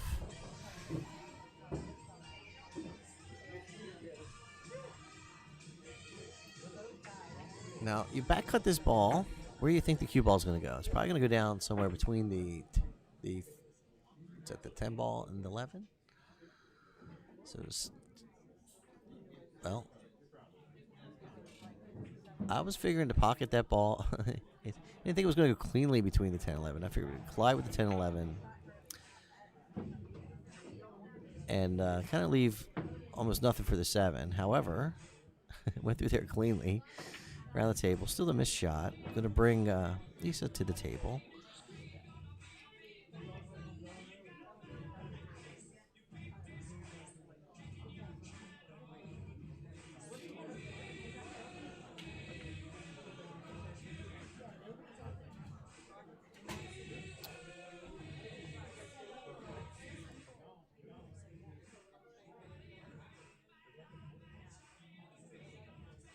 So while we're on this angle, let me see if I can brighten it up a little bit.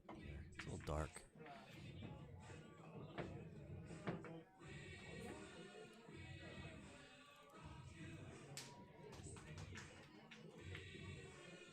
So just bear with me. Just work with this a little bit. Try to brighten it up.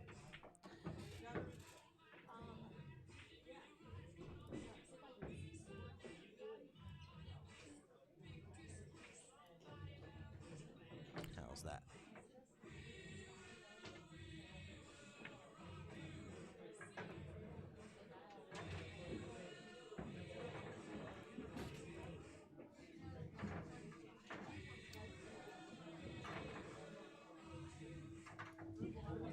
Much better. So Lisa, ball in hand.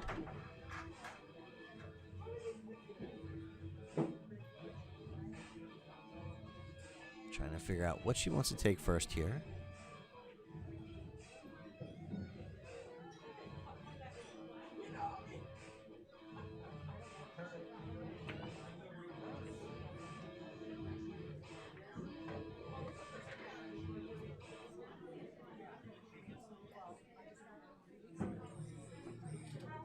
I think if the 10 passes by that 8, that's a good choice here to start with the 11. So yeah, if that 10 ball can pass by the 8 to go in the top right corner pocket, this is a pretty good choice to start with.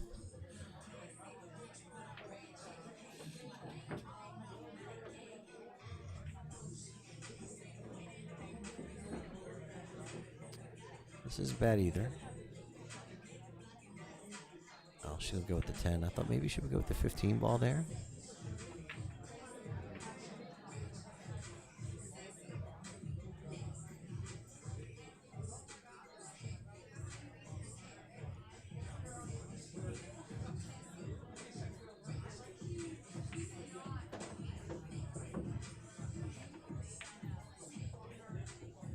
Good shot.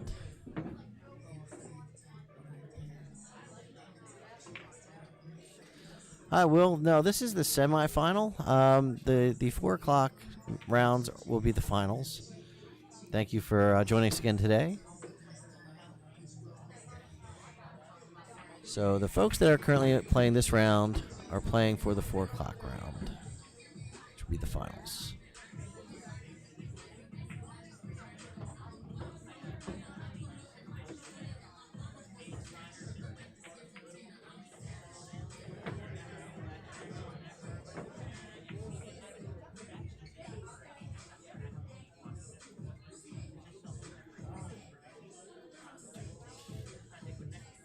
Timeout called.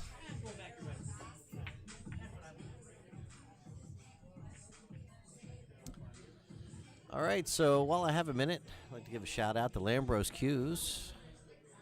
I'm a player representative for Lambros Q's. It's all about the hit. So if you go over and check out lambrosqs.com and find out a little bit about Mike Lambros, in my opinion, a world premier pool cue maker. And I'm very fortunate to be part of the research and development team for Mike Lambros. Spent a lot of time working with him on his jumper. And had some time working with him with the Truth Series pool cues. You can always ask about that. But most recently, Mike Lambros released his new low deflection shaft, which is only to be coupled with a Lambros cue. Can't buy it for any other cue but a Lambros. So time's up. We'll talk more about Lambros cues in just a second.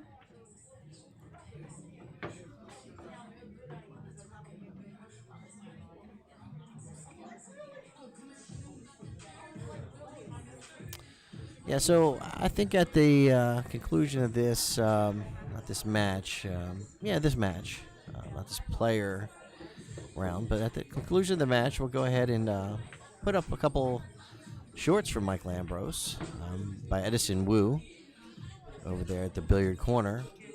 Thank you to Edison for all he does for the pool family, giving some honest reviews. So he'll talk with you about the Lambros low deflection shaft as well as the Lambros jumper. Will, they did have an LD shaft before. In fact, it was a pie cut LD shaft, in which Mike, it was a pie cut laminated shaft, which Mike had created that he ultimately was not happy with. He was having problems with them, and Mike is a perfectionist. And if there's something that's not quite right, he's not going to put it out there. So many years removed from that particular LD shaft, Mike has released a new hard maple modified shaft, which if you take a look at this review, you'll be astonished with how ultra low deflection the Lambros Q plays with this LD shaft. So like I mentioned, the LD shaft is only usable with the Lambros Q. And if you want the most optimal performance of that LD shaft, it has to be coupled with the newest Lambros model, which is the True Series, which has some new modifications over previous Lambros Qs. Still, absolutely the best hitting Q on the market, in my opinion. So that's unfortunate. That's going to give ball in hand to Jason.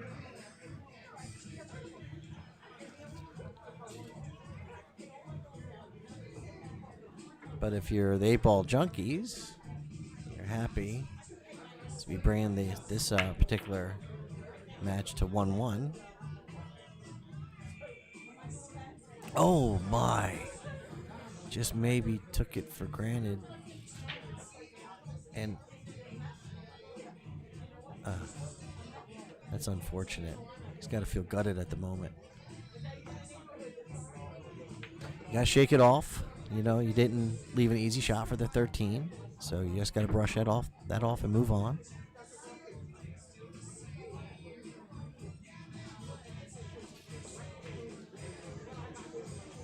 Oh, wow. Oh, wow.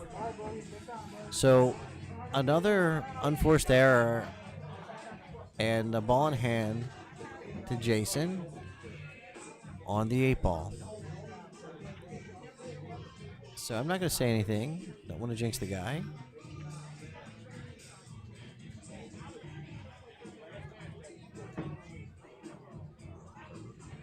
All right. So Jason brings the match even. And even overall, if you consider team scores, both 2-2. And both of these competitors are racing to 3, so truly even at the moment.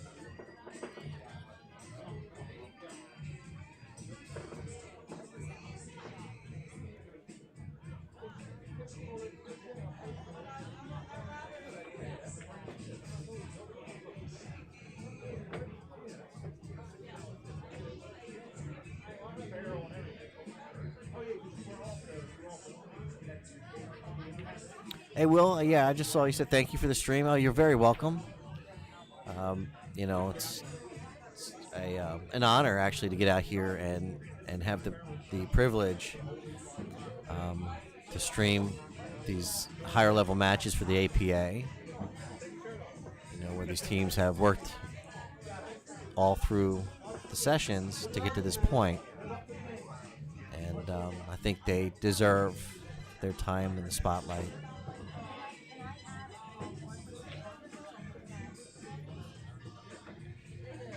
So Jason McGill to break for 8-ball junkies, all knotted up, all the way around, team score and match score.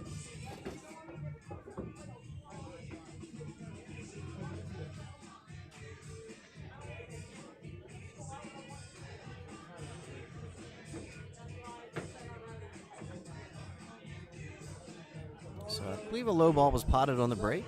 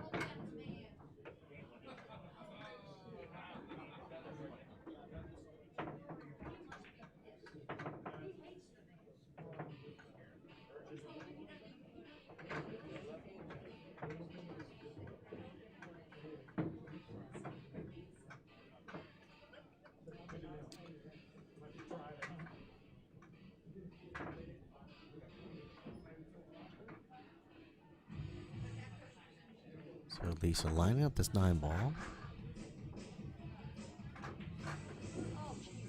Well, talk about getting positioned on the 12.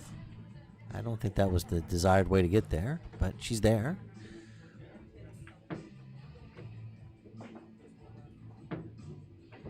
Well, that'll work too. Separated the 13 and the 12 from the stack there. Even has access to the 10. So I think that's a pretty good decision too. Get this 10 out of there. If you can make this ball, you're dancing.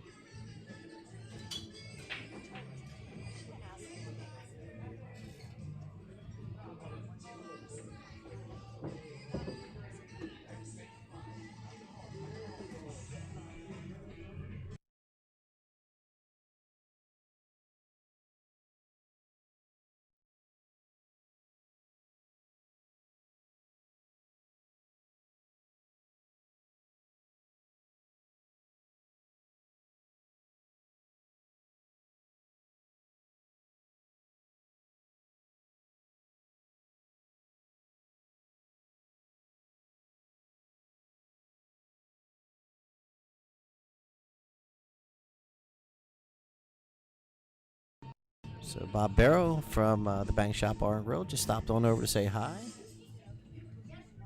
Really cool gentleman. Also involved heavily in the APA. Not only runs APA out of the facility, but is a member and a player. I would hazard to guess probably 3 or 4 times a week. But so yeah, certainly participates in the APA events. Supports them. So I just saw your comment, Will. Yeah.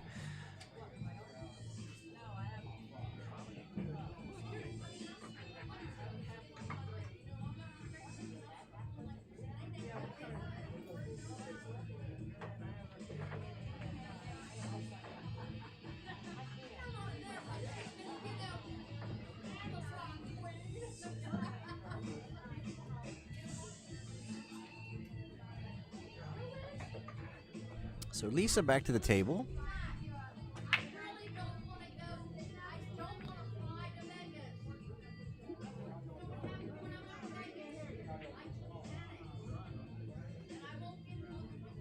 So we're having some conversation about the trip out to Vegas out here.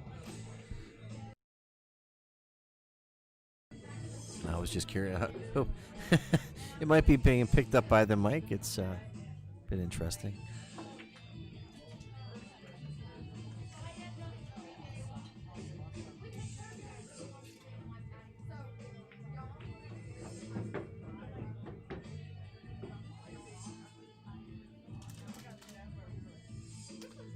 He's looking at. I believe she's checking out this 13 ball. I don't know. Can she see the 10? Well, let's just see what she does here. We'll try to call it.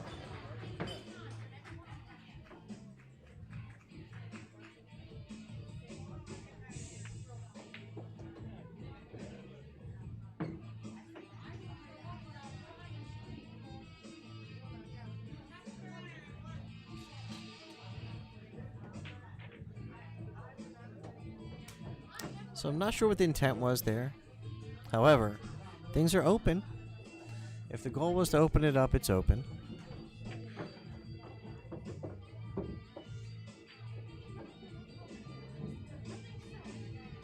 Jason McGill to the table.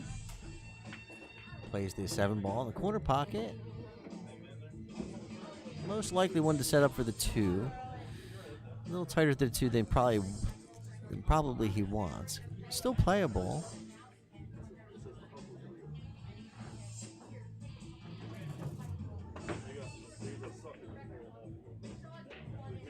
could play the 1-3 and then come back down the table for the 4 and set up for the 2.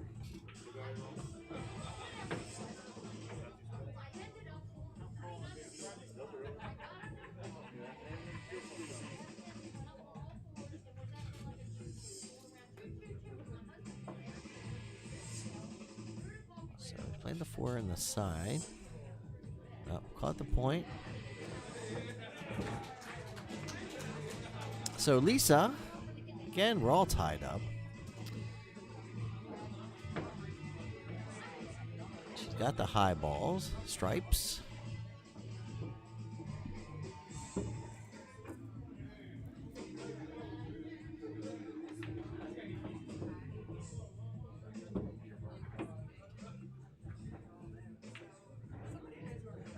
So it looks like she's setting up the pot, the 11, that top right corner pocket.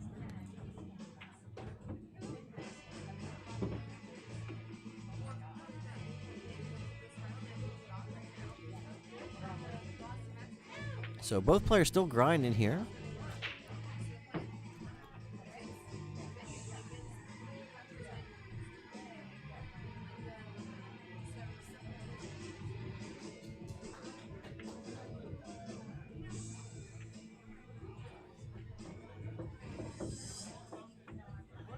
Well, I believe Lisa's going to have this 11 ball, no problem.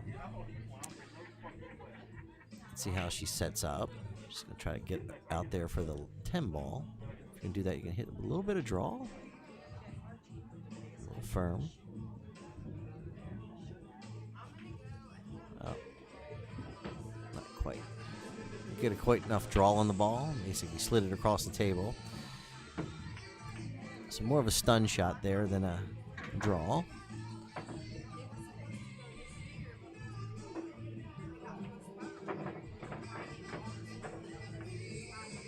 So he's going to play the 13. Most likely the cue ball's going to collide with this 2.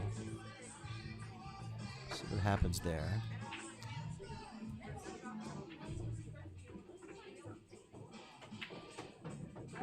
So if she would have made it, she'd have been okay. Well, aside from the fact that 2 would be covering the corner pocket up there, where the 8 ball was probably going to go. So, Jason to the table. He's got a pretty open pattern here. I think the trick is going to try to get above this 1 ball. So if you get up there for the 4, then maybe play the 1. Or the 4 and the 2 first.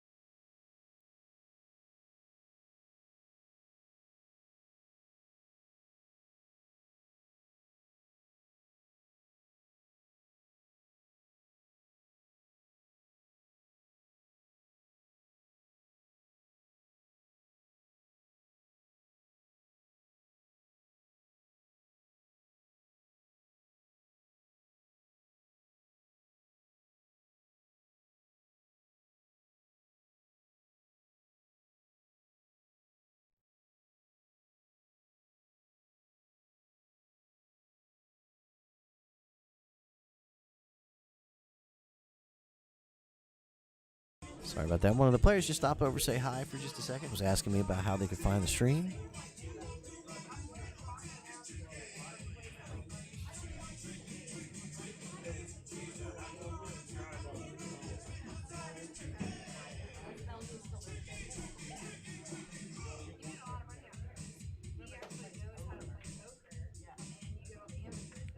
So that 1 ball almost helped that 10 in the side there, ironically enough.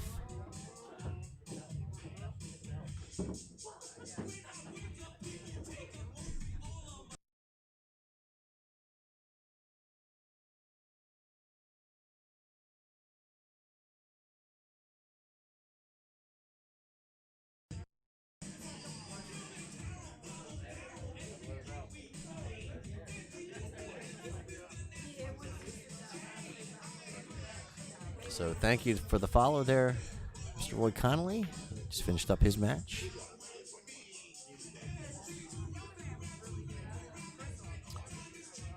Lisa Keith to the table, eyeing up that 10 ball. So she can pocket this. She's dancing for the 8. Don't need to do too much. Just roll it down there, pocket it. Don't need to hit too much low. Just a little bit of, just a nice easy stroke.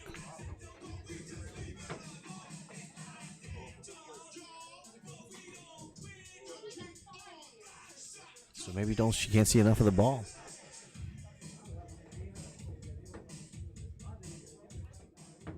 Yeah, she's blocked by the 8. Yeah, so she's trying to do a little too much. Being blocked by the 8.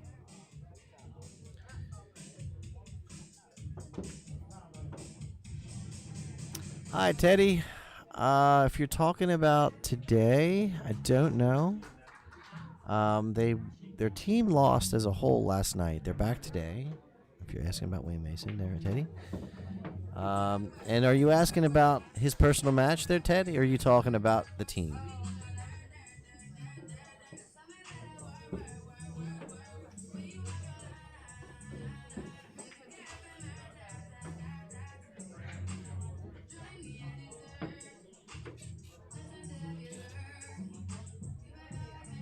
All right, so Jason McGill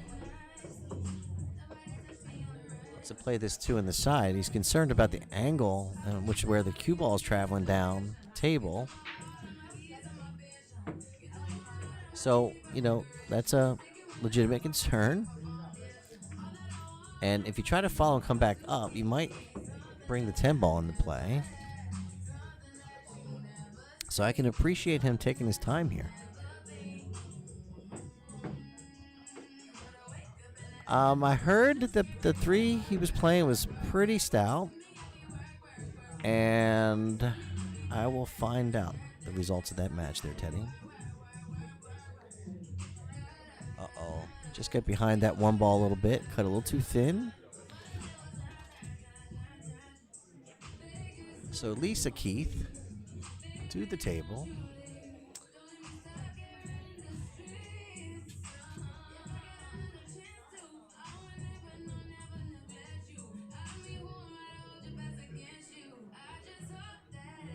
Yeah, no problem, Teddy. Just give me a moment. I'll pop over and take a look.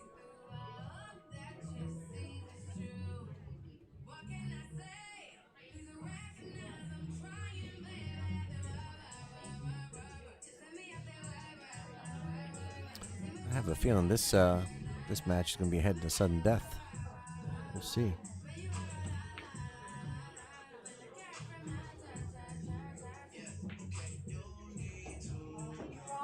Good shot there by Lisa. She really came with it. Now she's going to have to come with it again. It's a pretty straight shot.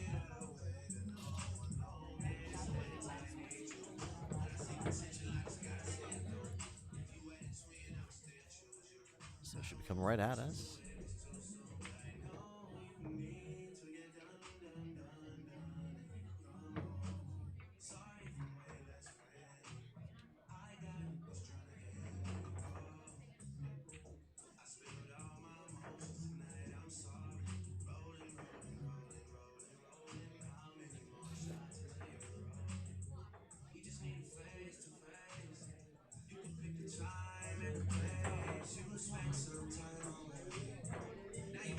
So now Jason has an angle, maybe come out 2 rails above the 8 to play it back in the same corner. If you just try to hit it thin with no spin, you're going to head down towards that bottom left corner pocket. So the speed would be critical. You wouldn't want to overhit that ball.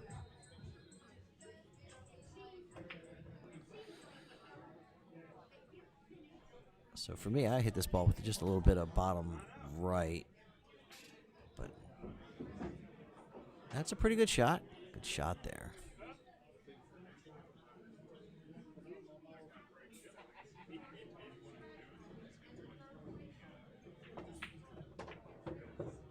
All right, so Jason going to mark up that pocket. Playing that top right corner pocket. Just got to make it. And he does. Good shot there. So Jason on the hill.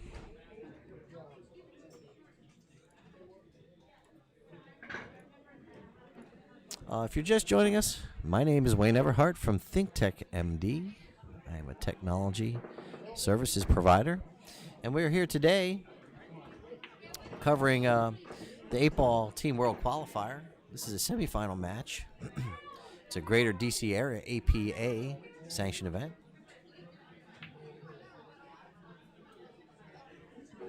And they're playing for a chance to go to Vegas. So the 4 o'clock round should be coming around here in about 2 hours. Be the finals.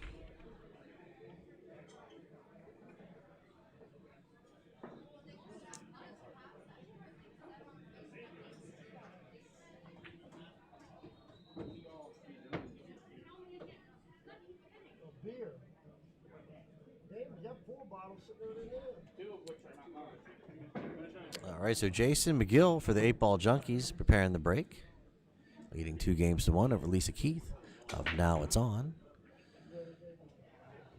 So looks like a low and a high pocketed there. No, 2 highs. No, low and a high. My apologies.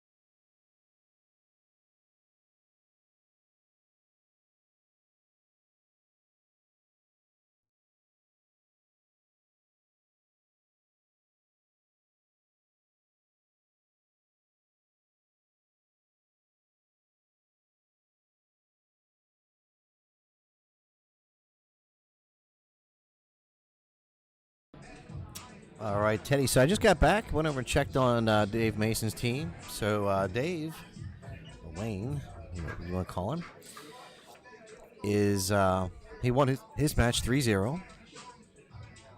And Nemo, if you're familiar with him, just needs one game, I believe, and they're done. So we'll see.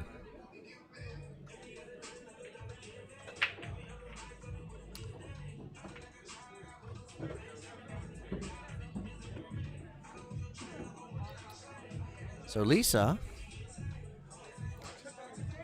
trying to draw it even. These two teams going back and forth. So Lisa Keith from Now It's On. 8 ball in that bottom left corner of the pocket.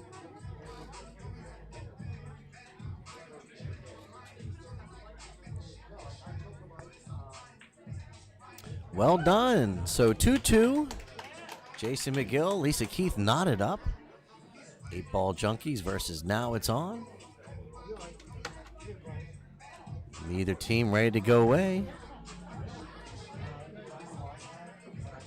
Oh, you're welcome there, Teddy. Please follow the stream if you're not. Like us. If you have a minute, pop on over to our YouTube channel. Subscribe.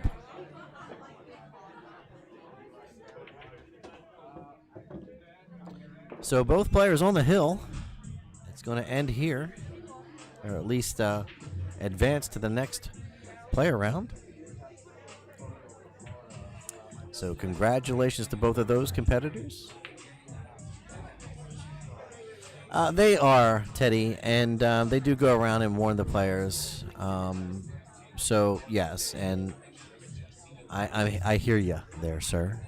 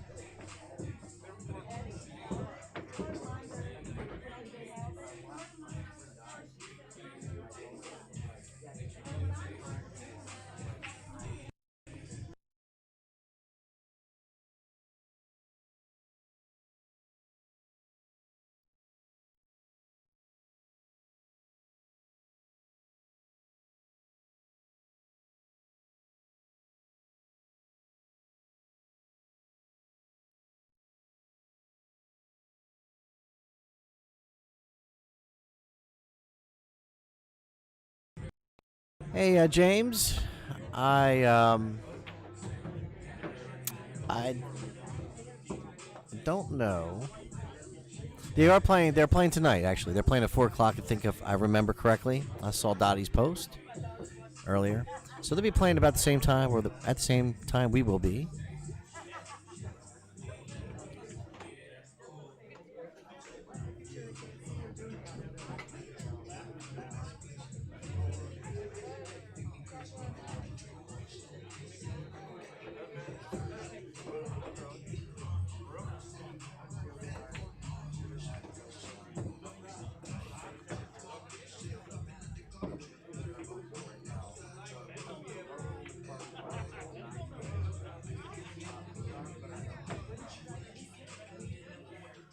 So we did pass on a gentle reminder about the masks.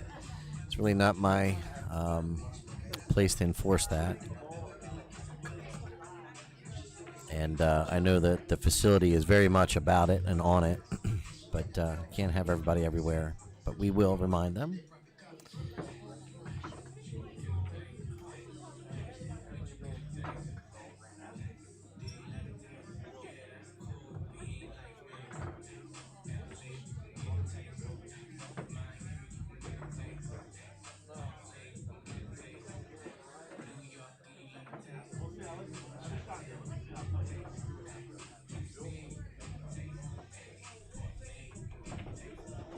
Oh, nice try. Yeah, James, we will be streaming at 4. However, I don't know how much commentary is going to be going on. Primarily because it is the finals. I want to make sure that I'm near the team in case I need to give any instruction or coaching. And, it means a lot to the team, and I don't want to be away. So we'll probably have someone here scoring, but lack the commentary. So I apologize for that in advance.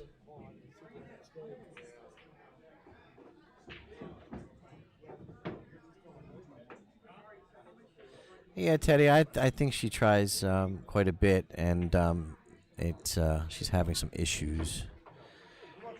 Some folks are absolutely doing the best they can. I give it. It's not easy, and I'll share with you, Teddy. I wear glasses, and if you wear glasses and are trying to shoot with these tournaments, obviously you're doing the very best you can. But your glasses are fogging up. You're struggling with everything. You're pulling your mask up constantly. So ease up a little bit there, Teddy.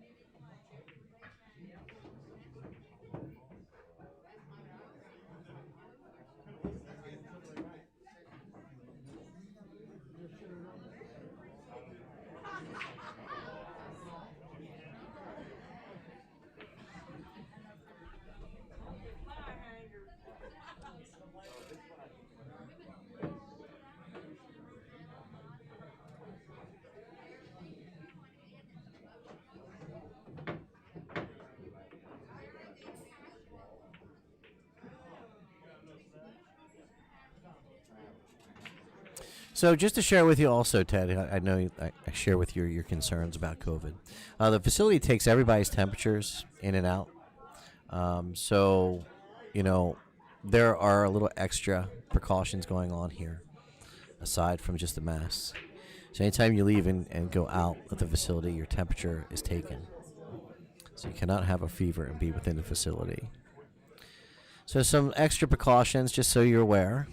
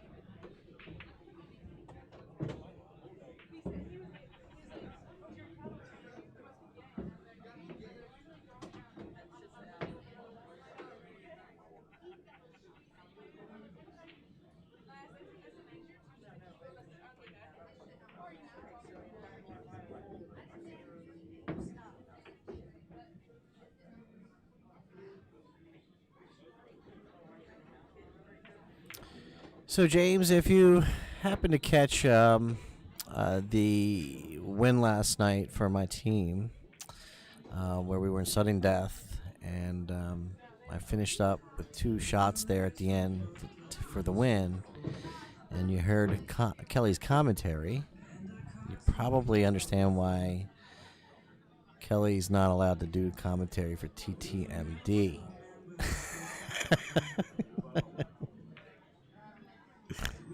Sorry for the snort. It's pretty funny.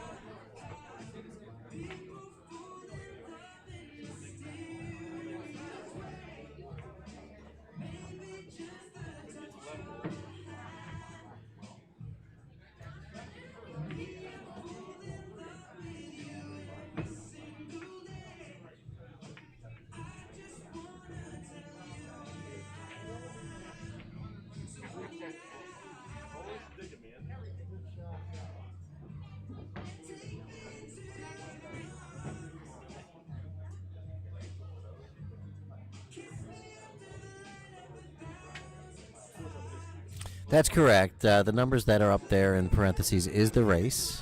So it's a race to 3, both players on the hill.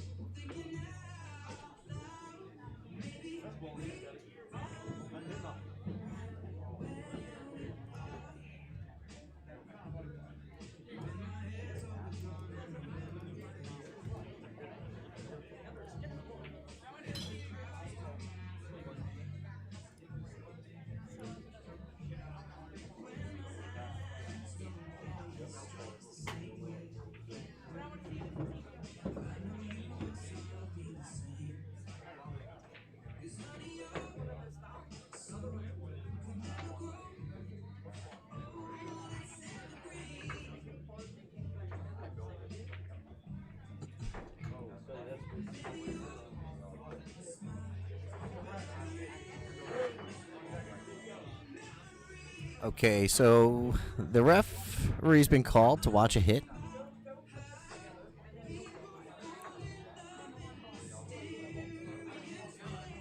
Thank you to all of our APA staff members for coming down here today. Volunteer their time.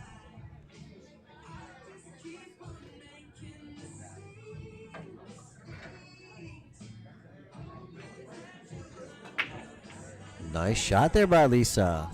Now, it's a delicate little shot. Get on the 8 ball here.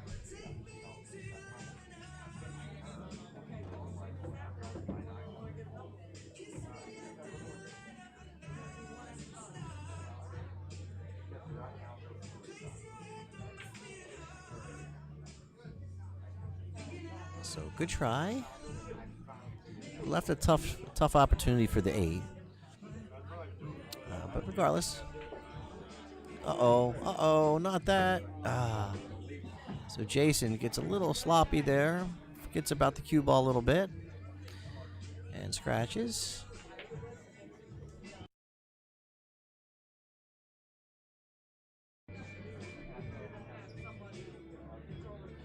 So if you're Lisa, you want to get above the 8. Give yourself a line into the 7 to hit with some bottom right. Bring that cue ball above the 8.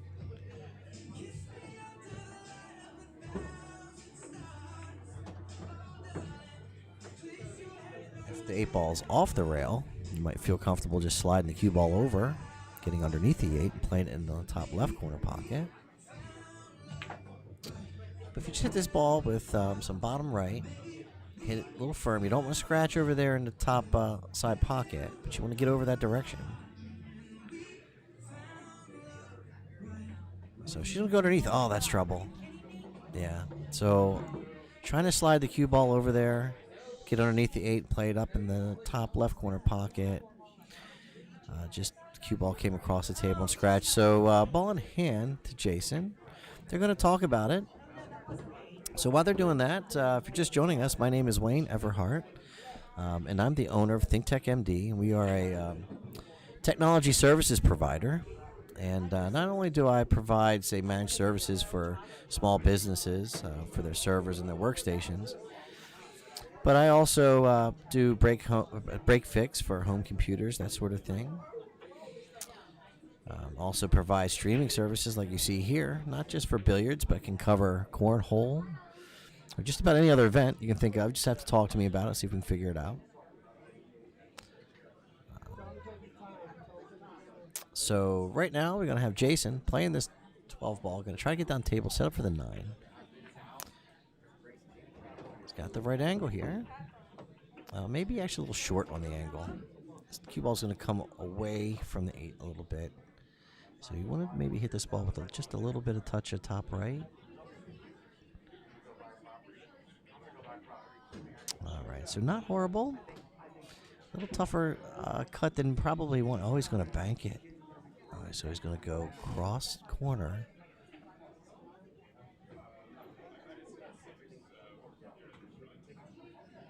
Yeah, so I'm not sure about that. I think I'd take my chances with the cut from here.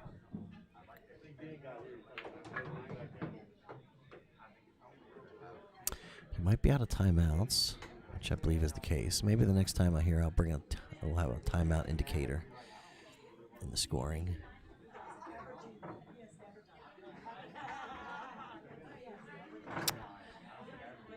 So I believe he called it in the corner pocket, in the top right corner pocket. Changed his mind from the bank. We'll see. Yep, cut it right down the rail. Good shot there by Jason to take the match. 3-2. So good shooting by both competitors, especially Lisa getting to the hill there. Both players, congratulations making it this far. And I'll be right back.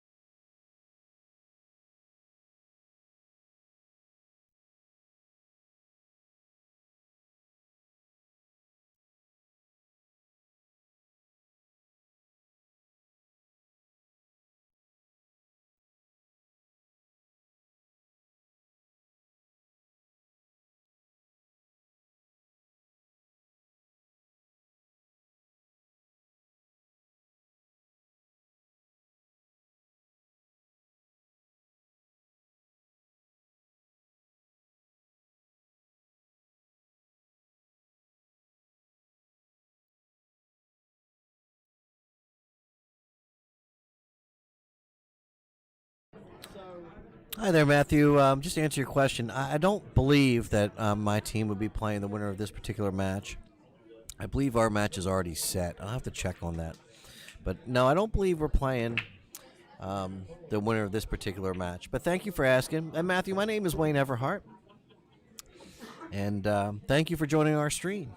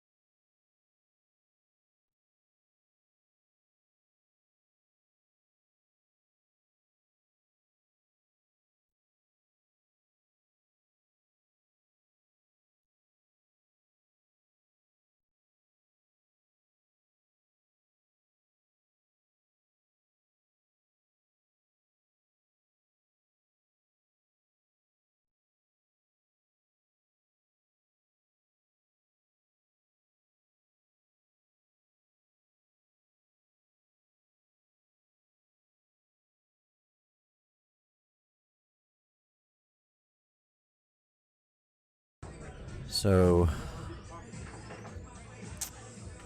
I'm going to ask that you all keep the banter about the masks out of the chat before I start banning people.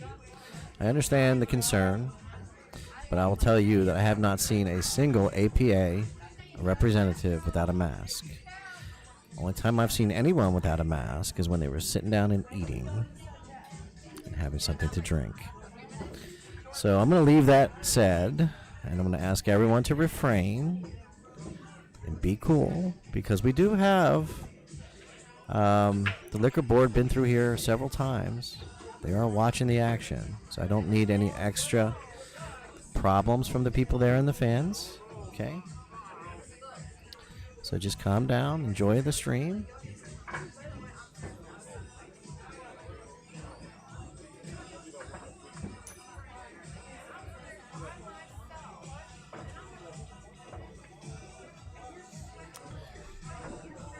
Teddy, not everybody can be everywhere every time, and if you're trying to be the police right now, like monitor everybody, I appreciate it. But I'm not going to go running, tattling on people here and there when their mask goes down. This and that. And there are people watching. So, Teddy, that's the last time we'll talk about it. Have a great day.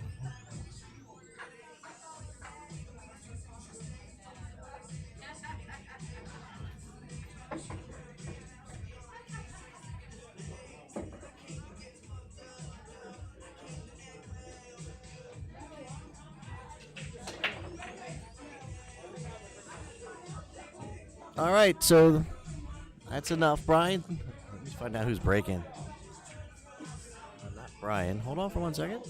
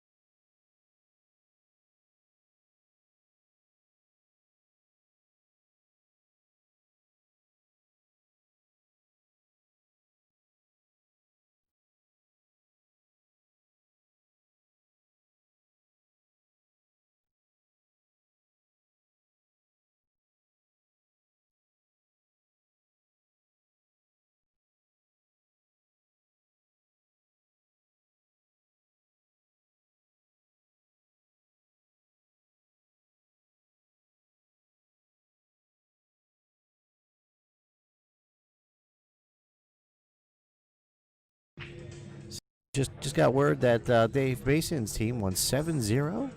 So they're moving on to the 4 o'clock finals. Congratulations to them.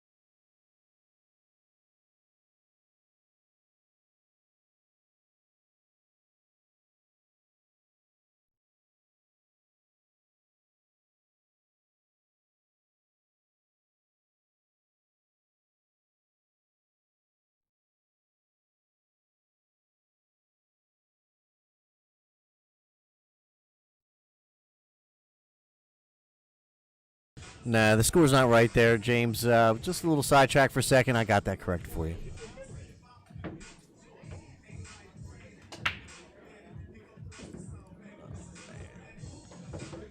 Not the desired result. 1 second.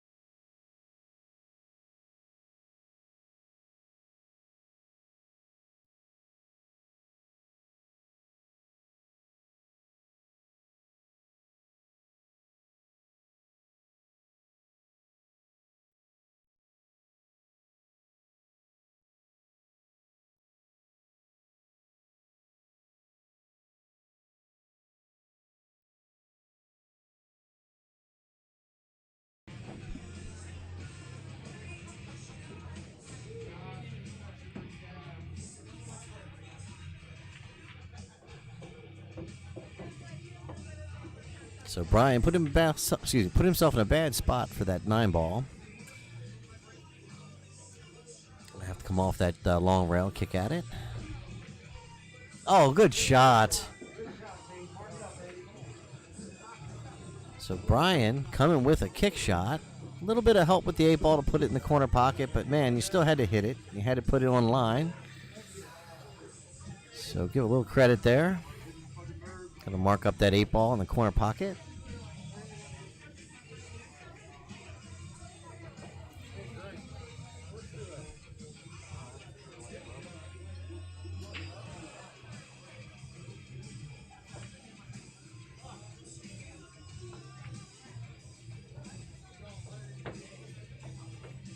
Uh-oh, didn't make it. Oh, just hit it too fat. So Floyd to the table. It's the first time I've seen both of these players, Brian and, well, actually I saw Brian earlier yesterday, but Floyd, first time I've seen him. From now it's on.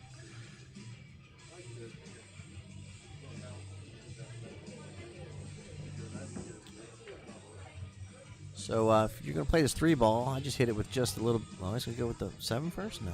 So you go with the 3 ball here. Just follow just a little bit. You should be able to play the 7 ball in that top side pocket.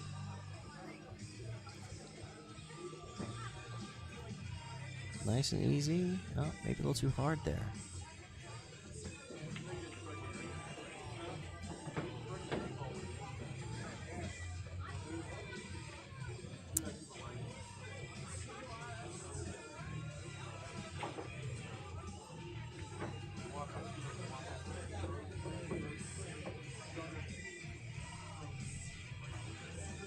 So Floyd taking a look at that 7 ball. Looks like they're going to play it in that top left corner pocket. Came short. It's going to leave Brian with a pretty easy 8 ball, I think. I don't think the 8 ball is sitting on the rail there. It's inside the jaws. So you just want to hit the rail. The 8 ball on the rail at the same time there. Nice and easy.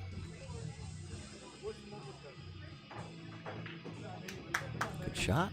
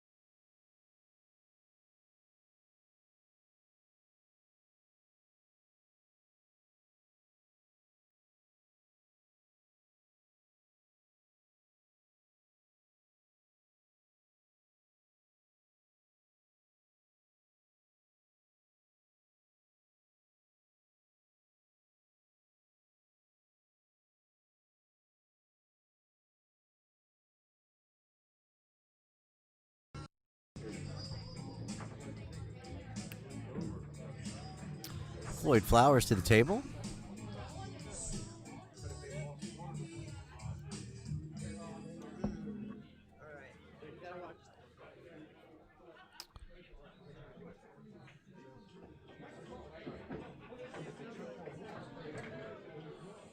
Nice shot there by Floyd, setting up nicely for the 8.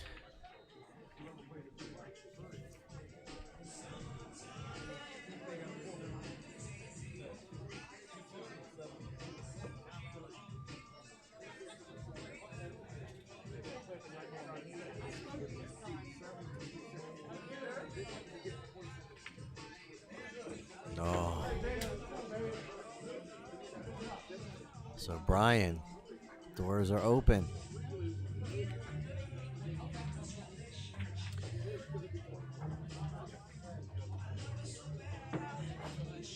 So for Brian, the trick is going to be the 7 ball.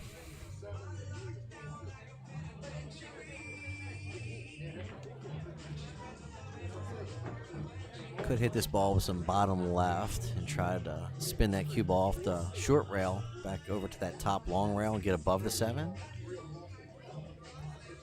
You could just try to thin the 5 ball with some inside English. Get back up the table. See how Brian prefers to play this. So he's trying to go 3 rails, not quite hard enough. It looks like the cue ball sort of stalled off of that short rail. I don't know if he had the wrong English on the ball.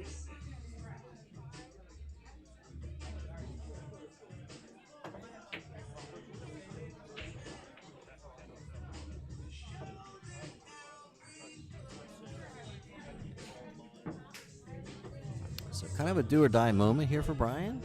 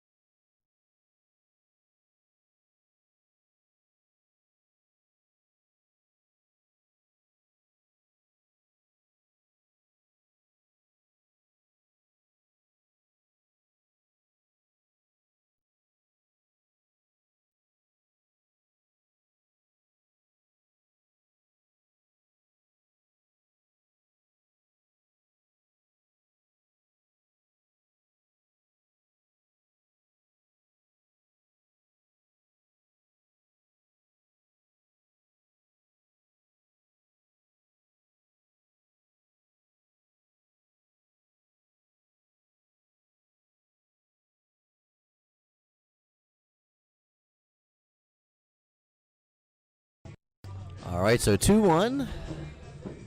Floyd Flowers over Brian Thompson.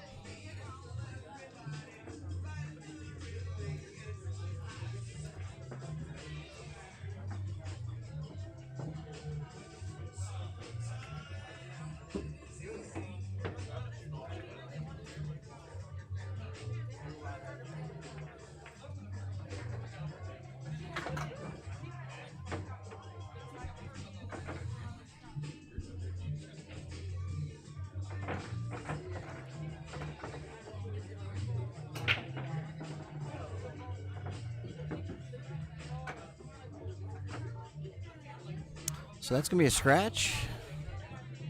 Ball in hand behind the head string.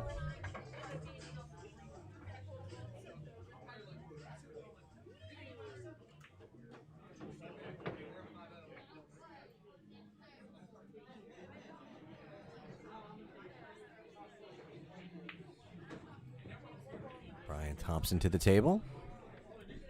If you're just joining us, my name is Wayne Everhart from ThinkTech MD. We're here at the Bank Shop Bar and Grill in Laurel, Maryland, covering the 8-ball team world qualifier. This is the semifinals match. We're actually into, I guess, match number 4 for the players of the team event here. And what I mean by that, this is the 4th player round of this particular match.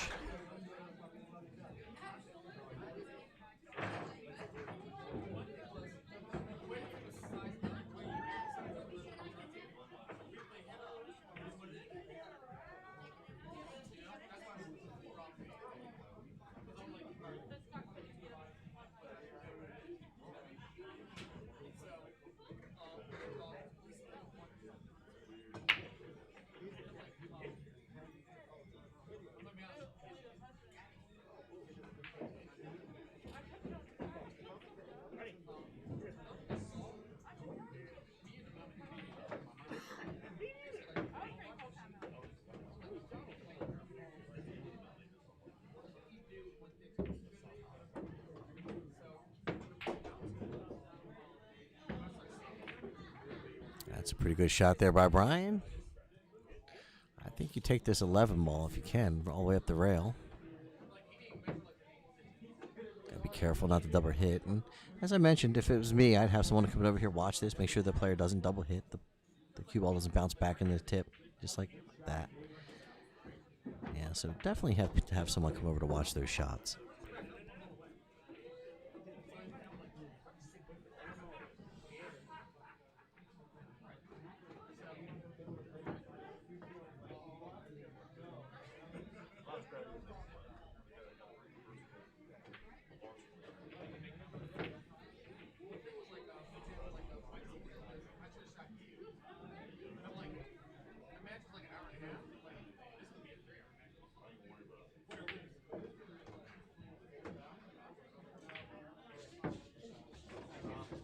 So shortly, just to share with everyone, my team is going to be getting ready to compete.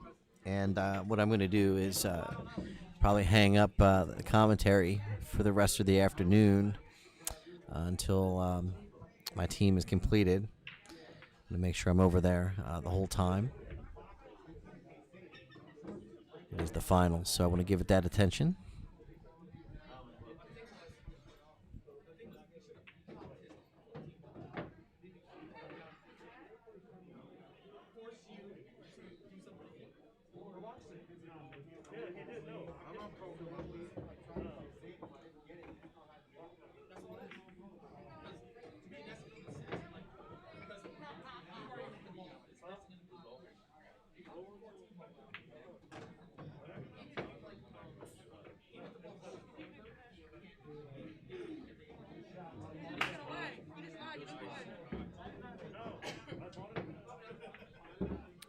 So nice shot there by Brian.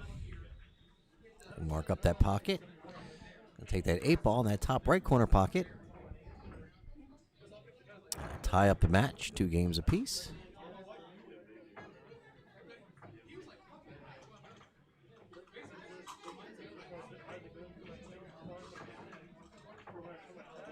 All right, so he ties it up. 2 games all.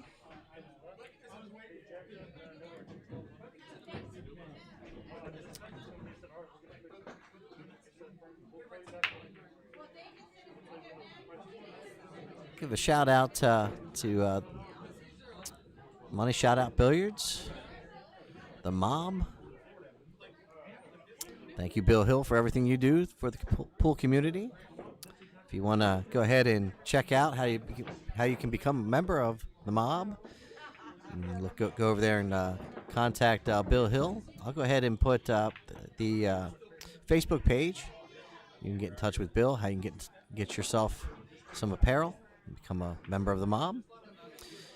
After you become a member, meaning that get some of his apparel, he might invite you out to an invitational only event. And there's also other benefits of being part of a team. So when you go out to a tournament, you're not by yourself. So go ahead and put that link up in the chat. Again, thank you, Bill Hill, for everything you do. Join the Mob.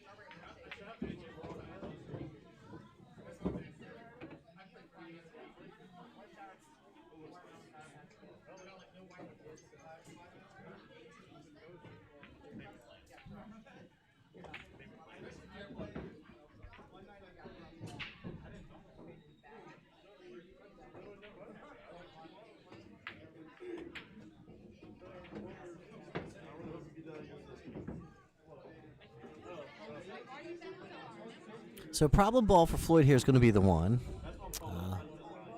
Not to mention he's in a tough spot right here anyway.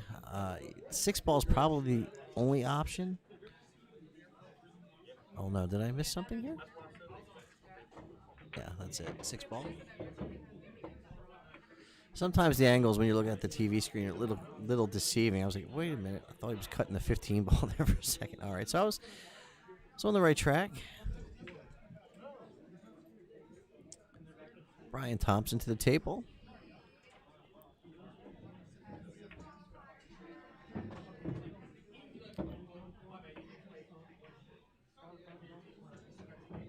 So the 8 ball junkies are currently leading. Now it's on by 1 point, 4-3 in the team match.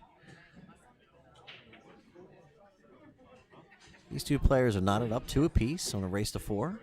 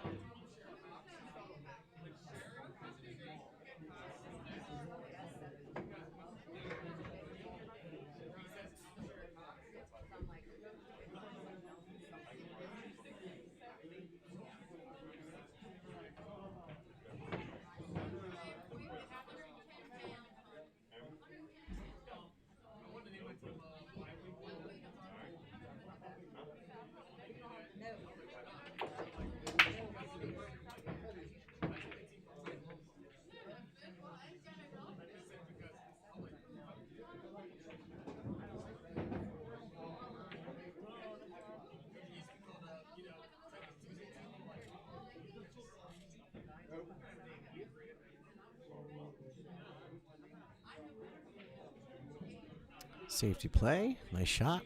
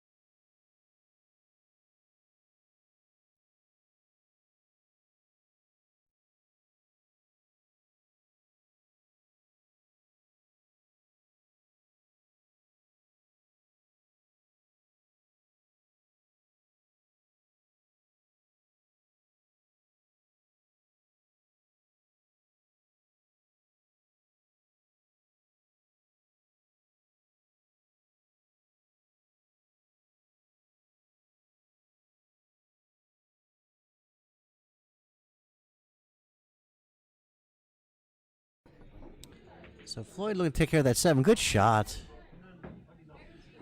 Had to get it out of there. That's it. So go off that short rail. Come back up real easy against the 1. That's the shot right here. Just want to put the cue ball right up against the 1 and let the cue ball touch the rail. We're supposed to get behind the 1.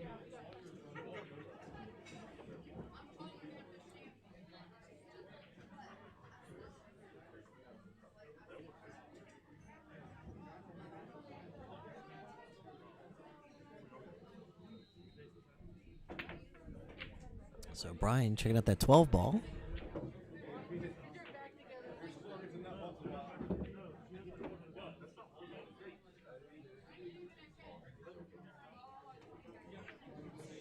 Might be able to play that, I believe that's 11 ball. Play that up in the top left corner pocket if you have the angle. So he's gonna go. Brian's gonna go ahead and play safe here. I think if I was gonna play safe there, I don't know. That's not a bad save. That's a good shot.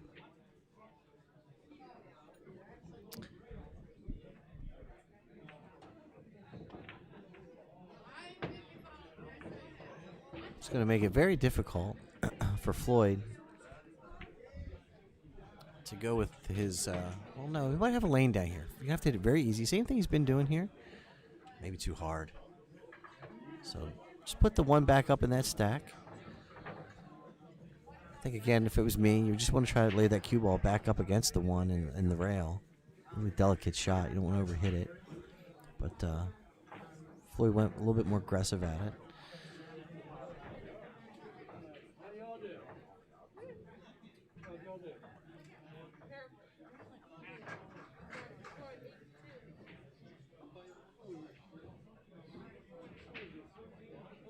That's the shot. That's the shot he needed about 2 shots ago.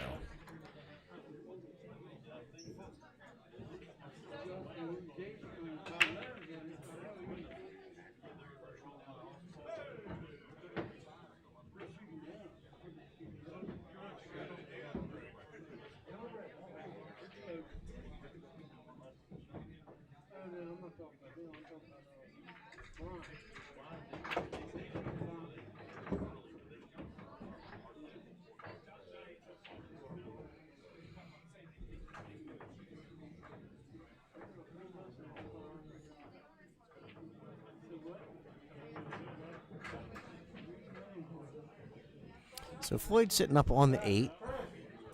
Gonna call for the ref to come over and watch. Make sure that 8 ball doesn't move.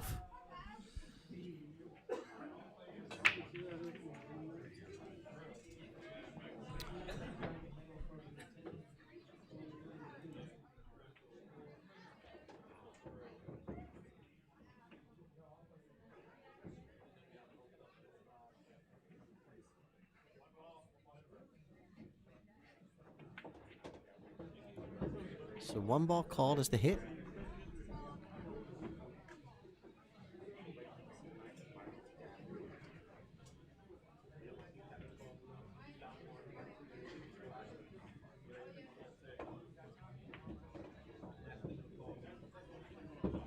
Brian being very patient here. Smart shooting.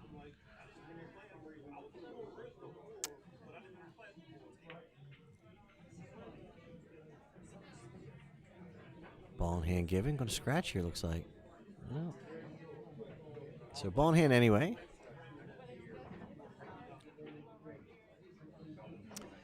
I think if you're Brian, definitely go down here and deal with this cluster. You want to go ahead and take care of that 15.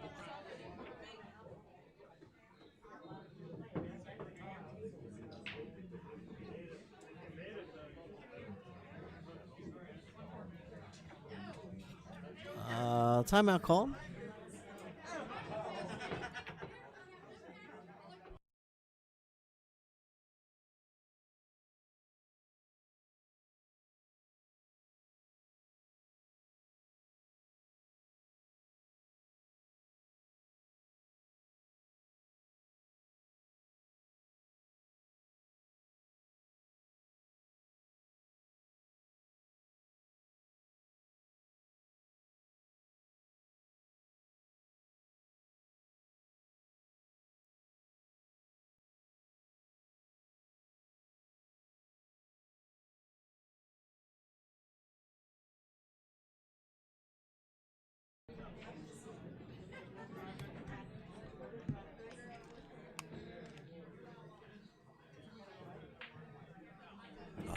So he wanted to kill the cue ball there, hit withdrawal, stop it, set up for the 10.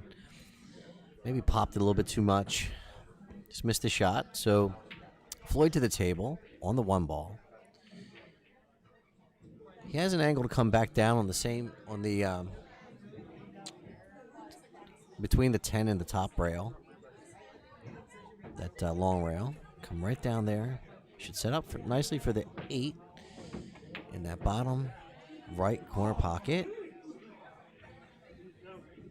So that ball will kind of help you. You just don't want to hit it going into the pocket. There you go. All right. So Floyd takes the lead 3-2 over Brian Thompson.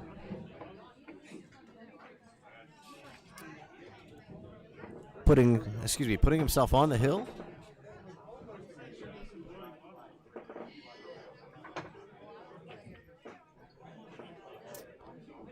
If you're just joining us, my name is Wayne Everhart from ThinkTech MD. I am a technology services provider. However, today we are out here covering the the Greater DC Area APA 8-ball Team World Qualifier semifinals versus the 8-ball Junkies, and now it's on. The winner will move on to the finals, in which the winner will go to Vegas.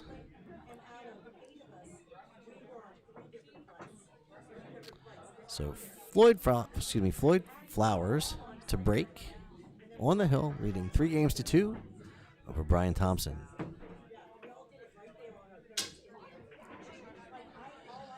So one ball hit a rail. That's going to be a re-rack.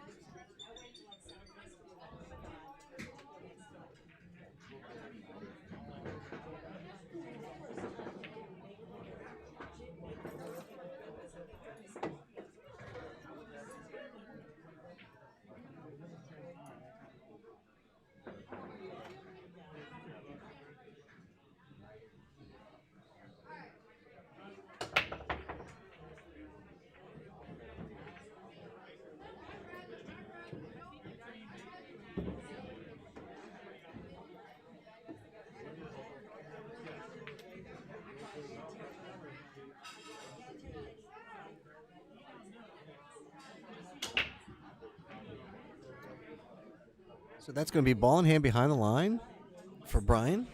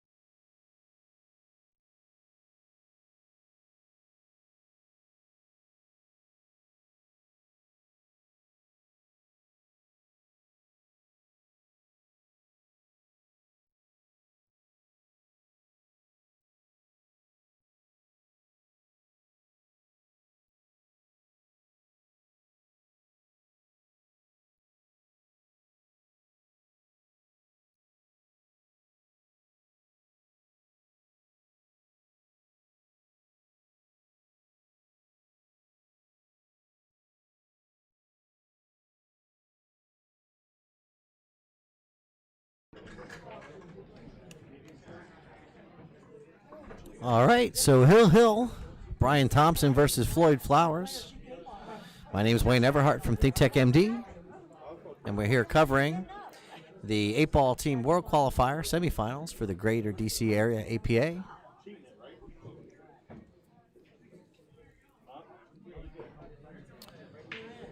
So Brian will be breaking on the hill. This is actually the fourth player match of this match. So they still would have a fifth, which would end up going to sudden death.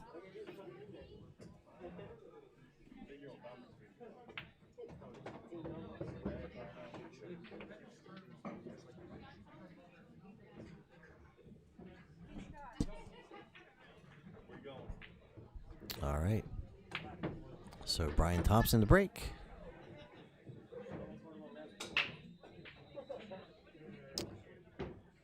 So solids has fallen.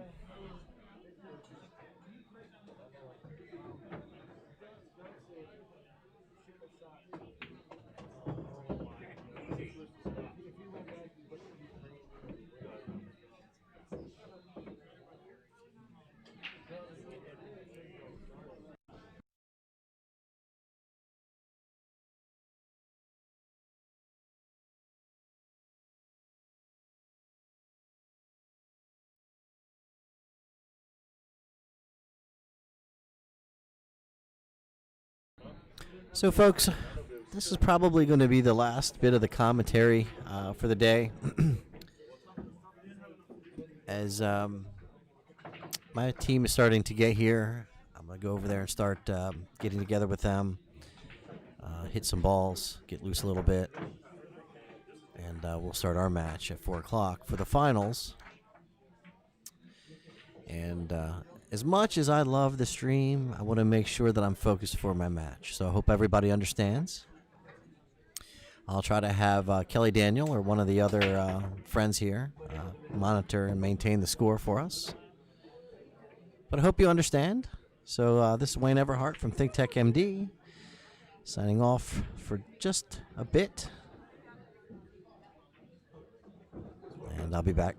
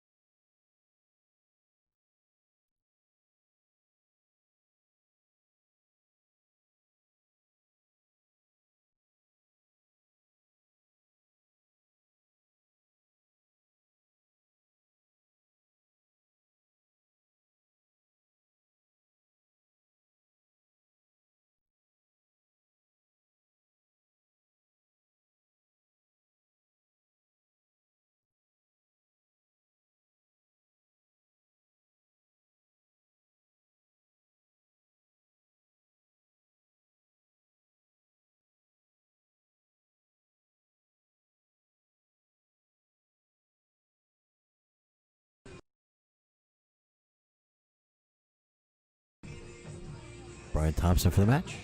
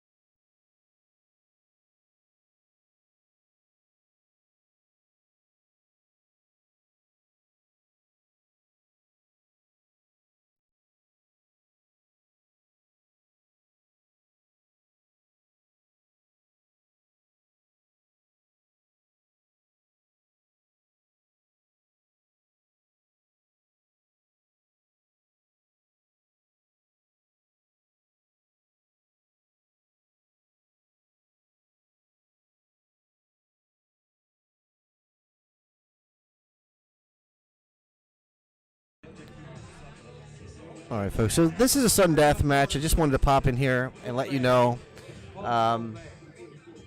If Steve wins one rack, it's over. Cynthia would have to win two. So go ahead and I'll change the race here to reflect that.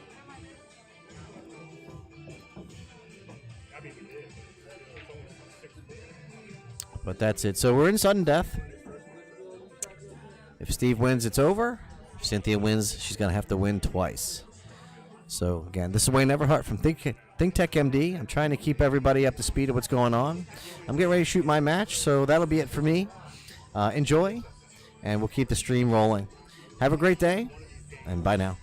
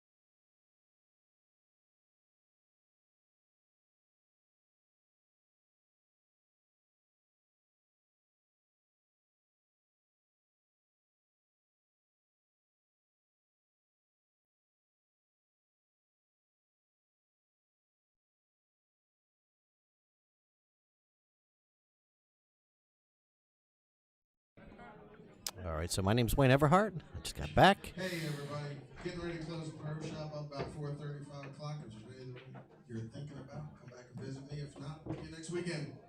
My understanding is Cynthia won the first game in the sudden death match. Looks like somebody bumped the camera. We'll fix that shortly.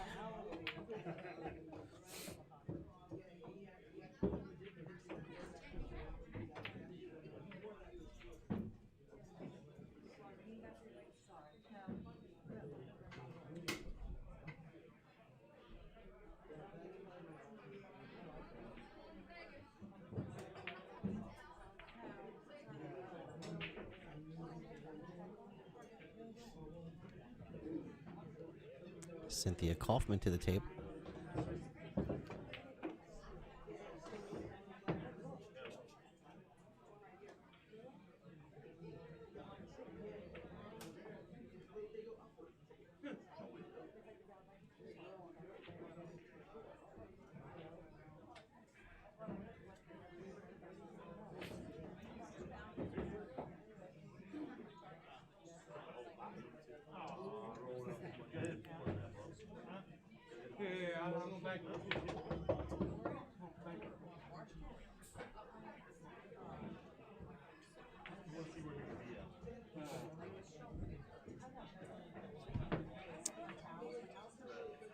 So Cynthia looking at that 9 ball. If she can make it.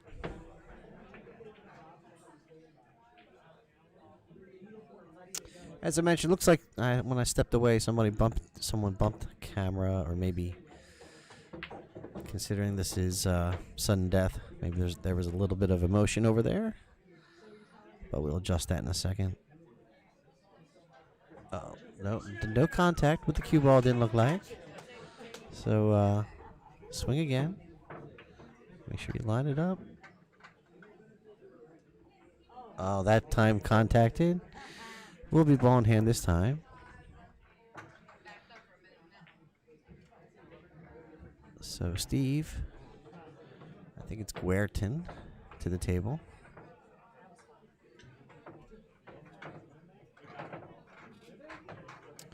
Eight ball is going to be an issue here if you're the low balls. Oh my. Wow. Talk about an unforced error.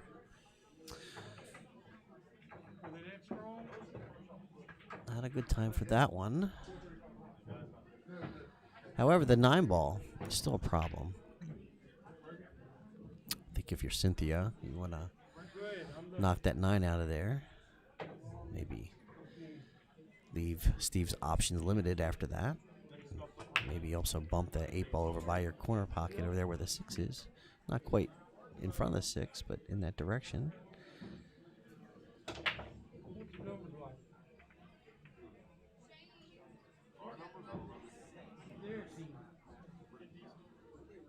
Idea would be just to bump the 9 ball and the 8 ball enough to create some separation so you can pocket the 9 and then play the 8 afterwards.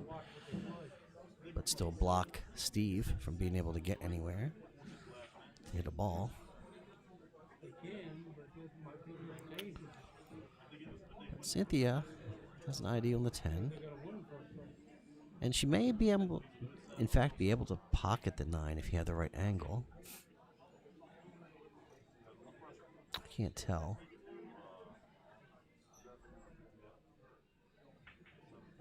So she went down past below the 6.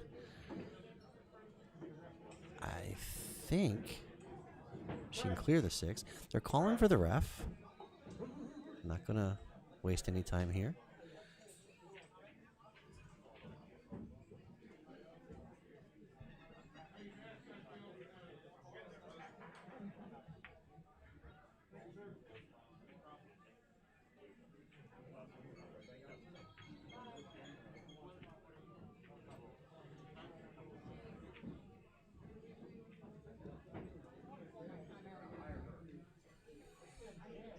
So we'll fix the camera angle after this match.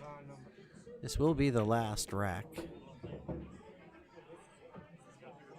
It is sudden death. Winner of this rack. We'll be moving on to the next round, which will be the finals. I would stay with the first two in going with. I would keep you with the same first two you've been going with, depending on what they put up.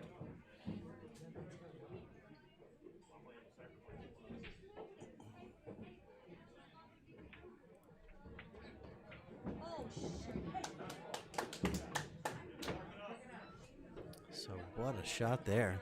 Fairly nicely done.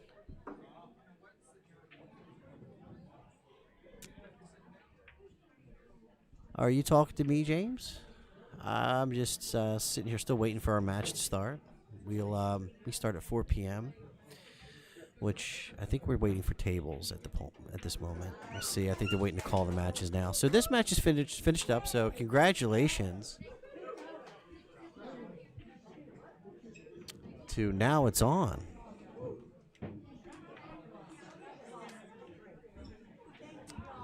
So my name's Wayne Everhart from ThinkTech MD, and we'll be right back.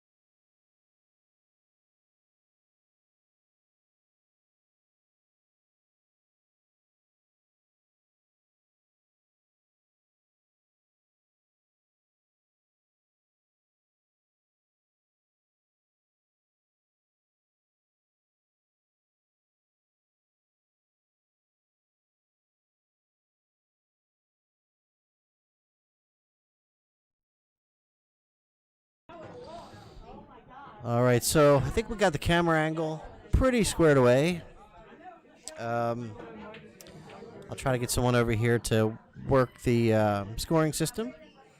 I do appreciate everyone hanging out with us today. We don't know what tables we've been assigned yet, but maybe I'll get lucky and be on the stream table. We'll see.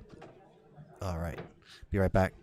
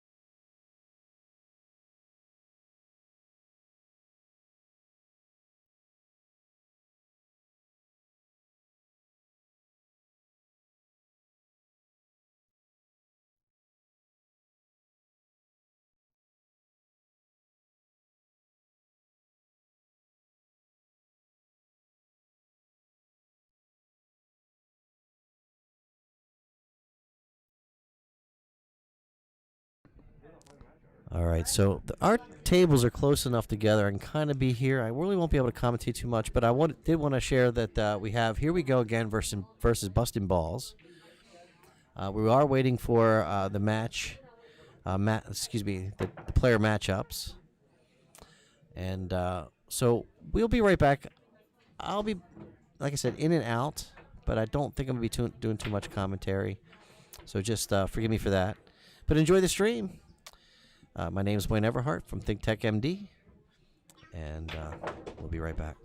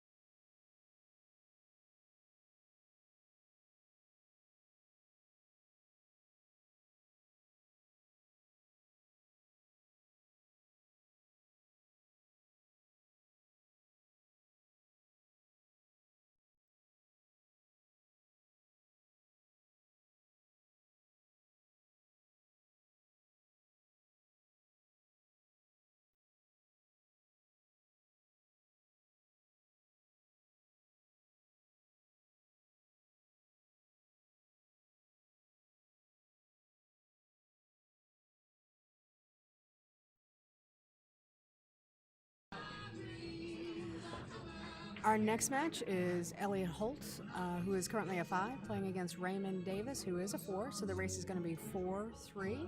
Elliot has to get to 4 before Raymond Davis gets to 3. Bustin' Balls swept the first match, so their team is currently up 3-0, heading into the second match.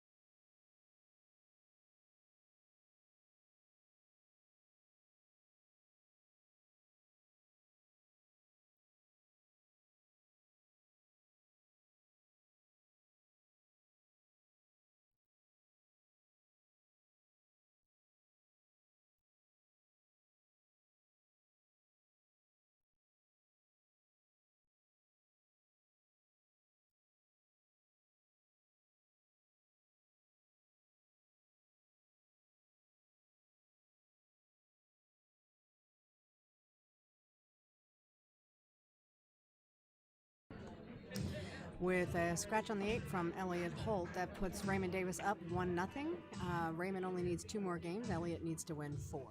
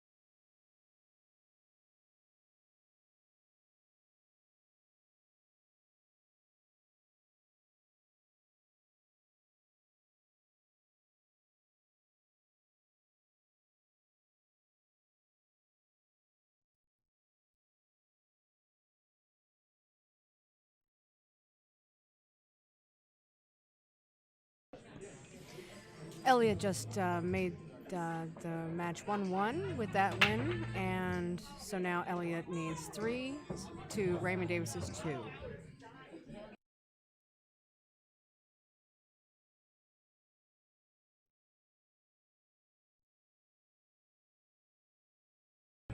Also, we'd like to just say thank you to all of our viewers right now. I know I've got like 26 people out there watching this, so I just want to say thank you and welcome to the live stream, and I hope you guys are enjoying.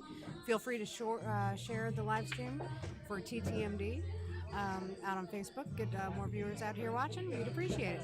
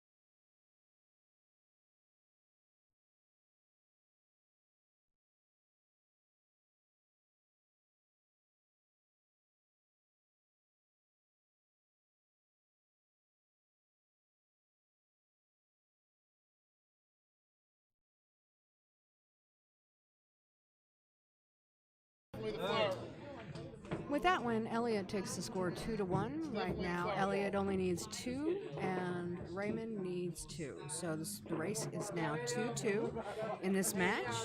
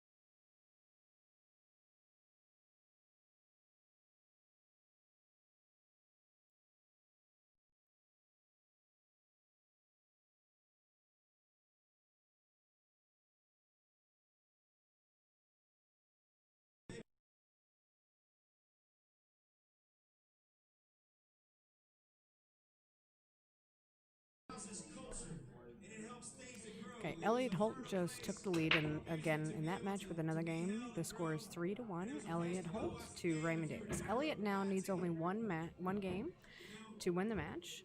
That puts him on the hill. So Bustin' Balls will automatically get 1 point for this match, no matter what the outcome of this match is, with him being on the hill. Raymond Davis still needs 2 games to win.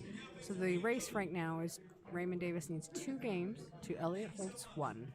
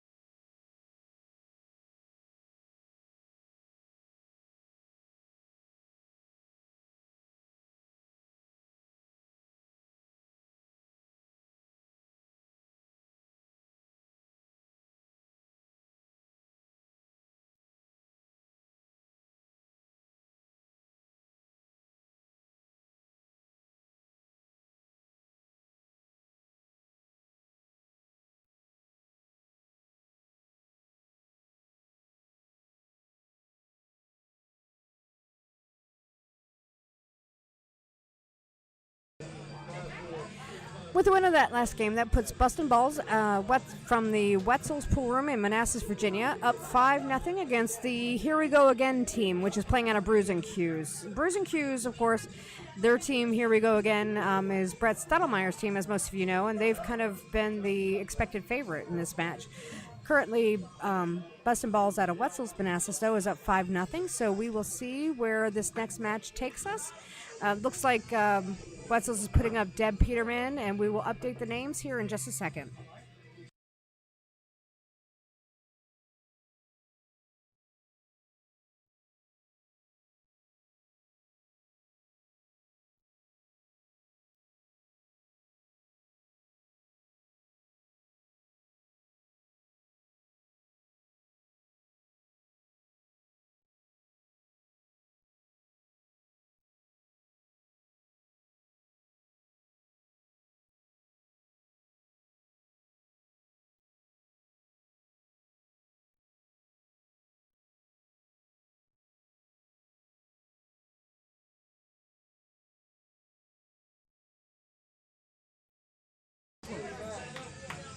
Okay, so we're going to start the next match. Dustin Wong, of course, is the captain of Here We Go Again.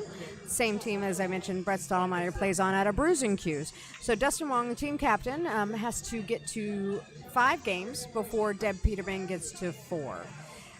Again, Bustin' Balls is now up 5-0. Bustin' Balls is out of Wetzel's in Manassas, Virginia, while Here We Go Again is playing out of Brews and Q's. Good luck, ladies and gentlemen.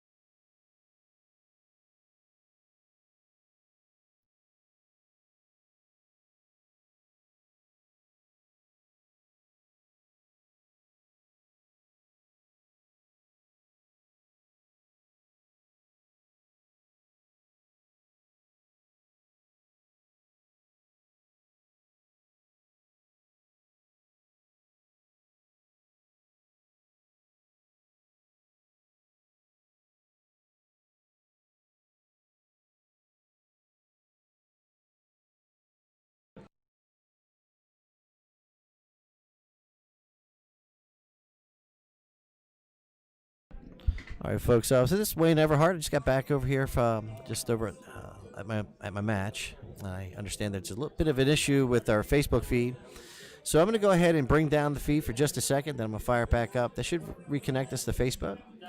So we'll be right back.